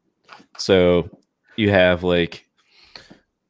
Say I'm gonna try to just summarize like the question as best I can. So if someone put in, say, 10,000 USD into the Pulse sack, what percentage of that would be good for Pulse Swap, that kind of thing, and trying to gauge. What do you mean? I don't know if I understand that. Yeah, it's just a lot of people trying to figure it out, because I've seen some Hexicans are just like, no, I'm passing on it, and then others are like, well, how much should I? Are you asking like if you allocated $100,000, how much should you allocate to Pulse Swap? Is that okay? I was thinking about doing equal. And like some are just like, yeah, I'm all in. Some are just like, no, and then some are like, how much should I? One thing to think about is like, okay, we don't know enough yet to know the game theory and stuff like that. You're right. There's a lot of potential things. One thing to keep in mind is that Pancake Swap is one of the things that we have to go off of, and since it was a direct fork of that, that's kind of like the chart you should look at. It was very volatile, so just be ready for that. It's not going to have the fundamentals of Hex and Pulse, but it is also a Richard Hart project, and we know that there's plenty of. Yeah, and there's plenty of Richard Hart maximalists. Like I'm sacking for it. So yeah, same. And I think that and I've talked to multiple people that are like, oh hell no, I missed Hex, I missed Pulse. I'm not missing Pulse Swap. So it could get pretty good volume. I mean, we won't know. As far as how much to do, I can't say that. Like depends on what you're into, right? Until I know more. I need to know more. The liquidity part of it, Pancake Swap, you could actually just stake the token, I guess, in the auto. That's kind of what I'm thinking he's gonna have for that too. I don't think it's gonna be like. I think there's gonna be like potentially some reward for like either PLSX, because you need some liquidity so that people can sell and buy the tokens. So there's going to be some yield on that.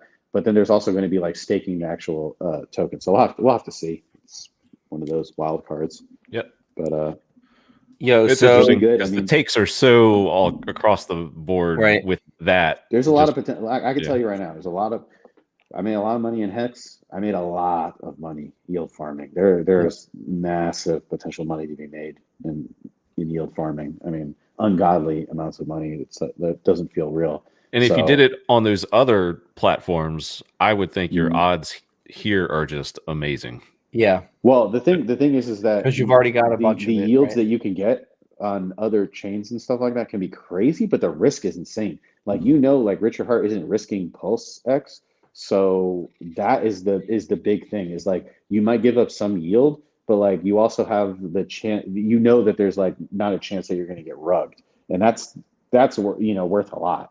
So that's going to have like people, you know, showing like real confidence in it and stuff like that. So yeah, I'm super excited for it. I can tell you that. Yeah. So I have the same thoughts with Pulse that I'm having right now with PulseX.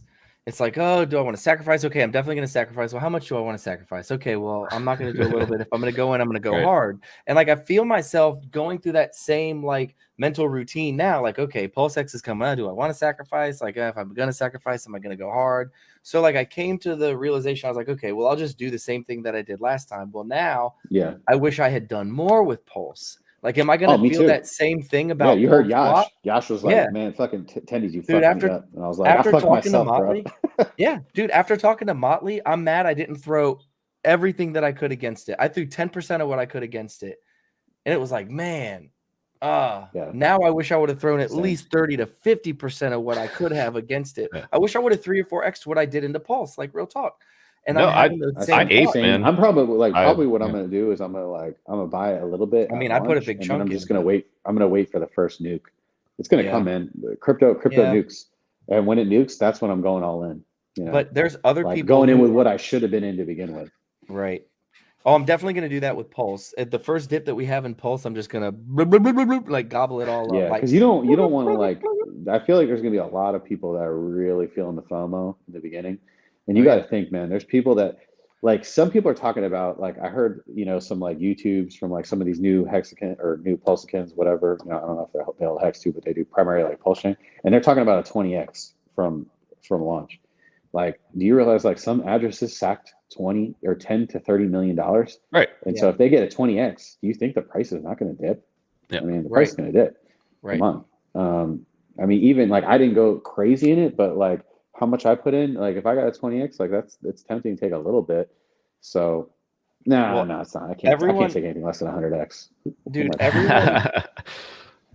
everyone who missed PulseSack is now looking at PulseX like it is the PulseSack for other people who missed the HEX launch. Yeah. Right. So like, I mean, I can understand if you missed that, but I mean, to me, just in my mind, the hierarchy is like I'm like blue bum. It's like I got both hands on my HEX, and I'm like, it's gonna take a lot to get rid of that. But PulseChain is like right there. I'll tell you, PulseSwap is kind of like down here for me, but I'm still in. It's just like PulseChain to me was like a twice in a lifetime opportunity after HEX. PulseSwap, I think, is kind of like a supplement to that, so I'm not going in as hard. The thing is like it's different, and what if it's not necessarily like exactly correlated to either, and you can kind of use it to accumulate whatever coin you want, right? Yeah, it's its own function. It's its own function. So like if you have HEX, like HEX accumulates HEX, Pulse will accumulate Pulse, PulseSwap can accumulate what you want it to, right? Yep. So that could be reason enough to have some. But yeah, I mean, it's I know what you're saying, Cabana. Like, HEX is HEX, and you don't want to get rid of your HEX, and that's exactly the mentality that I had with the Pulse sacrifice. It was like, dude, I have my HEX, I don't want to get rid of it. And even with thinking that, like now, I wish I had gone harder. Like, I wish I had given up more HEX for it because I know what I'm gonna get, and I know what we've had since I sacked, and it's just like, then I honestly think Pulse is gonna launch harder than HEX did. So, I mean, let's just look at the numbers. I don't know. Right? I hope so. But it's crazy to think about 10,000 Richard Hart people who like trusted in Richard Hart. But with Pulse, you have the entire Ethereum network. When HEX launched, we had 10,000 members maybe in the Telegram. Now we've got, what, 35 maybe? Pulse hasn't launched yet. And last I checked, we were over 55. And it hasn't launched yet. So imagine HEX. I think there's like 50-some thousand. Yeah, imagine HEX having 55,000 Telegram members in the chat before it launched 2 years ago, and how far we 5x'd from there. So imagine having 250,000 people in the Pulse chat 2 years from now, like HEX did. Well, I mean, like if it there's a shit ton more coins too. If you can hold and it does the numbers that like HEX did, then if you're in like the top 500, you'll probably be a billionaire. Oh yeah, you know, that's the crazy thing about it. That's the crazy thing about it. The thing I'll say about that is that like there is no locking mechanism, and a lot of these people, like you said, are not in the community, and so they don't like. A lot of us learn. I feel like the biggest wallet addresses are in the community, though, right? Like that's safe absolutely. to say. Absolutely. The whales, But the biggest addresses, there might be one or two outliers who are just getting in, who are whales, who just have big crypto bags, who are like, fuck it, we missed Hex, we talk shit on Hex, whatever. Now we're going all in on, another Richard Hart project. Like, I don't know. I think volatile, the majority I think it's of gonna be the whales really, are I think it could be holders. really, really volatile. Oh, yeah, up for and sure. down, up and down. Well, especially as you said, Wendy's, if like there's an immense gain right out of the gate, people are gonna take it. and FOMO hard. Run. Everyone who missed is going to go in so hard. If we opened 20 to like 40x higher than what like you paid to get in, you could literally sell to get your money back and then hodl forever, and you literally risk nothing. So are some people going to take that trade? Yeah. Are some people like us and might be a little greedy and be like, no, I want it all, Right. that's probably me. I want a Probably God gonna be whale. like, I nope. never want to sell. I just want to have, Genesis, Pulse, and Yeah, hold because it that's for huge bragging 6, rights, right? 8, Like 10 you years. just Right, haven't done 100%. shit. Well, that, and if you have enough, I mean, you can earn passive income from Pulse Swap, Hex. Yep. I mean, it's just multiple streams if you build it up and don't throw it away over time. Yeah, it's true. It's exciting. Oh, so exciting, man! Wow. How did we get so lucky, boys? Whoa, you see what Bitfinesse said? Bitfinesse said PulseX.io is some Elon interplanetary shit. Like, are you for real right now? Is that a real website? Elon owns PulseX.io. No, I don't think so. I think he's. I don't know. Is that it? I could be just fucked up and just reading too Yeah, much. you might be. Yeah. All right. If I am, I apologize. That shit's kicked in. It kicked in a long time ago. I mean, it's when a I was site, trying to explain Hex to a no coiner, I was like, I'm talking too much. All good. Well, I think you guys did an awesome job. So he's a note taker and a video watcher. It's hard starting off from nowhere, man. Yeah, It's exactly. Like, that's like a conversation that like it needs to take like over like long spans of time. Like it's not something you just like all at once. Yeah, it was a fire hose today. So yeah, because people are chat are like, oh, say this, say that. It's like, yo, do you realize like you can't just? It's hard to just jump ahead and like because like I said, you're talking a language the guy doesn't understand yet. It takes time to do that. You can't just be like, imagine just like walking up to Elon and being like, hey, teach me how to build an electric car. And he's like, what? Like it's going to take time. Like it doesn't matter. Even if you have Elon explaining shit to you, it's going to fucking take time. Wow. Yeah, this good is actually point. a really good Footsteps. website. Everyone It's a should go scam to site. PulseX.io. Is it? Yeah. I mean, it looks pretty legit. I just clicked on it. I mean, that's how scams are, I guess. But and rubbed. It might be. Yeah. And your coins are gone. It does reference Elon, but it's definitely that's a red flag. I don't know. Yeah, but hodling yours. Is this about PulseX? All right, Cabana, I think I gotta go. No, that's cool. We'll wrap it up here, man. Yeah. Thank you guys for ready.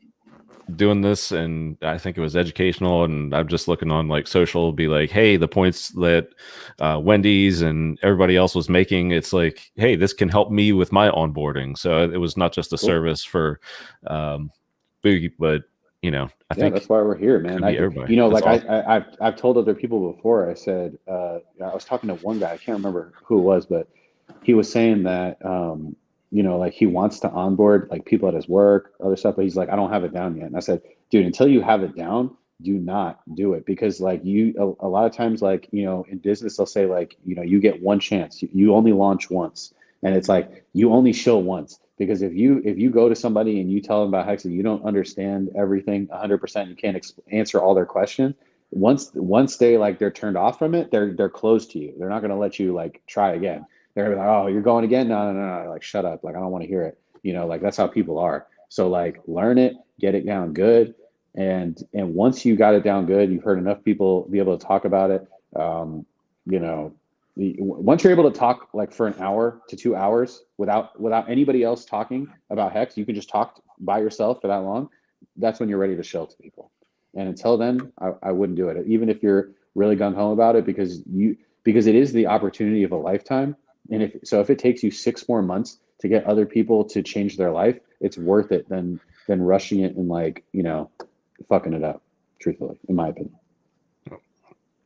Yeah, an important point here by Dorsey78, and it's we went through this in the Pulse sacrifice. We're gonna say it every week that I can remember. Don't fall for anything that Richard has not released on his socials. There are going to be scams everywhere, so just be fuck you, Bitfinesse. This is an absolute targeted, thing right now. Like the anticipation capitalizing on emotions. Be careful. Be careful. All right, I think that is about it. Meltoni, man, you're good. You provide so many price updates. It's okay to be off one. You probably called a wick there or something, so we're all good. Wendy's, where can we find you before you go? 4Tendies on Twitter. Wendys4Tendies. I'm doing a Spaces every Tuesday now. Every Tuesday night. Let me just say that was awesome stuff, man. I listened to that entire thing. I was obviously doing other stuff, but that was just great, dude. So I encourage anybody on Twitter. What time is that on Tuesdays? We haven't got a time for sure yet, but we're probably I'm going to share it on mine. We're probably going to do it from Legion's Twitter also, and Motley will probably share it on his. That was some nice alpha there for anybody who just listened and to the conversation that you guys were having. So it was awesome. Yeah, we're going to record it this next time too. We'll probably put it on YouTube because a bunch of people were like, yo, did you record that? Because I want to listen to it. I was like, oh shit. So it's on Twitter. If you go Mango Junkie on your Twitter app, at the top, they'll have like this purple oval kind of thing. And it'll be like, this is a live conversation that's going on now. They finally fixed it because they had it there in a beta months ago, and then they took it away, and now it's back. And you'll see some of these rooms from people that you follow. And so look forward on Tuesday, I guess. Yeah, because there's people that don't even have YouTube and stuff like that. They don't watch YouTube, and we're on crypto Twitter, right? So you want the ability for people to just click in. And there's been I've been getting messages from people that are not Hexicans that tuned in, and they were like, "Wow, you were saying some stuff I didn't know," So I feel like it's a better way potentially to onboard that. It was kind of passed up. Everyone just goes initially to go to a YouTube channel and stuff like that. So I was like, you know what, let's do that. So me, Motley, and probably Nikki are gonna host those every Tuesday night. I felt like that was a decent night. Nikki was the other guy on with you, right? Yep. Yeah. Yep. It was and good stuff. Yeah. So if you got questions and stuff like that, we'll probably do a Q&A at the end of every space. It's probably in the afternoon to nighttime. And I kind of would like to get it between 4 to 6, something like that, so people can listen maybe on the way home from work, something like that. Because a lot of people were telling me they were listening a podcast kind of in the background, and then you can kind of ask your questions and stuff at the end. And then shout out to HEX merch, our store. I think prices are going to have to go up a little bit in the new year, so get your buys in now, because you pay what you get for a little bit. You get what you pay for. You know what I'm saying? If y'all want the dopest shit of dopest shit, you get what you pay for. I'm a little bitter. I messed up my Black Friday. I had all my items in my cart and then went away, and then got back the next morning. I'm like, cool, it's still here. I went to buy it. It went back to. I'll see what we can do about maybe a Christmas sale or something like that. Yeah, do a flash one day kind of thing. Yeah, absolutely. But awesome. Frey Quotes, where can we find you, man? Yeah, man. So real quick, dude, Tangent and I the other day were on HEX merch on one of Tangent streams, and we were going through and we found the Nomic shirt on there, Salt Bay. Oh, so you know what's fucked up is I have that shirt myself, and I was like, I gotta fucking burn this thing now. No, bro, so I feel like anyone who collector's has it item. Now, anyone who has it now, that's true. They could if Nardo has it, he's definitely gonna try to sell it for $5,000. Okay, well, I'm not gonna burn Nardo mine. is the fashion dude, man. If y'all don't know, get with Nardo on some fashion stuff. He's legit. But that was fun, man. So I appreciate you playing along the other day with that. You can find me. It was funny because someone had messaged me. They're like, they said Freddie's shouting you out or whatever. So I turned it on, and then it was and then it got to that, and I was like, oh fuck, all right, let's take it down. Let's fucking take it down. So bad. No, it was it's all good. It's all good. But it was funny. I actually had messaged the guy who's running the store for me, yo, take this down. When we initially went through it, but we've been so busy and stuff. So I guess you like forgot. Hey, And I was not like, gonna "Yeah, lie, look what if you y'all did." have any of those shirts, I need one. Like, just if there's any in stock left that he had printed or whatever, like I'll, I could don't use one of those think so. shirts. But I do want to add it again with like once the PulseX logo comes out, I want to like Oh redo yeah. it. So Oh yeah, yeah. that'll be even better. Truthfully. Absolutely. Absolutely. Yeah. You can Well, find thanks me for the shout on out. absolutely, man. Thank you guys for what you do, man. I've got a bunch of your shirts and all that good stuff. So y'all rock out. On Twitter, you can find me at I'm Freddy Quotes, and then on YouTube, youtube.com Freddy Quotes. Other than that's pretty much it. Thank you for having me, Cabana. I think this is my first stream with you, Tendies, maybe. Yeah, absolutely. It was awesome. a great one. Good to meet you, brother. Good to meet you. Likewise. Man. And a shout out to chat just before we go. I just took a peek, and there's like a few hundred X that got sent to Booge Knight's ETH address for him to try out. So a few hundred X. Awesome. Okay. X. Yeah. Oh, okay. Cool. Okay. So I mean, that's cool. I mean, I know he actually, when he first approached me, he like put out a dollar amount, and I was like, that's rather significant. Let's talk about this. And it's not like $100, and where he get like run over by an ETH fee. It's he's looking to educate himself, so it's exciting stuff. And amount like this to get him used to the system. Hats off to you guys, man. So you guys rock. So all right, I guess we will wrap it there. I had some UFC questions for Motley for tomorrow's fight, but that last one was amazing. The last UFC was amazing. Just knockout. It was crazy. It was so good. Gosh. Even the pre-fights were good. Yeah. And then Amanda Nunes at the end. Oh man, that was great. She got mad and just gassed herself and just did not fight like she usually does, and just lost it. I attribute it to like the whole like Rocky Balboa thing. Like when he fought like Mr. T, like she just didn't have it no more. Like you could tell like the other girl was hungry. She was like, man, I'm from Venezuela. I got to fight to eat bread. Like I'm about to rip your face off. And she did what she said she was going to do. She was going to stick around and beat her up. And and the main event was great too. It was amazing. Yeah, all of it was great.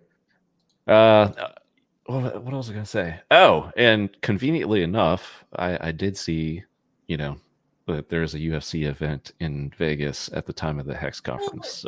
So. Let's go. Is it on the 5th or is it after? It's the 5th. Is it the 5th? All right, we might have to come in on the 5th then. Are you still thinking about private jet? Let's talk. I don't know what you're talking about. Shoot me a DM. All right. Shoot me a DM. All right. I mean, if we go early, maybe Friday night or Saturday, and then get there Saturday and see the fight, that'd be cool, right?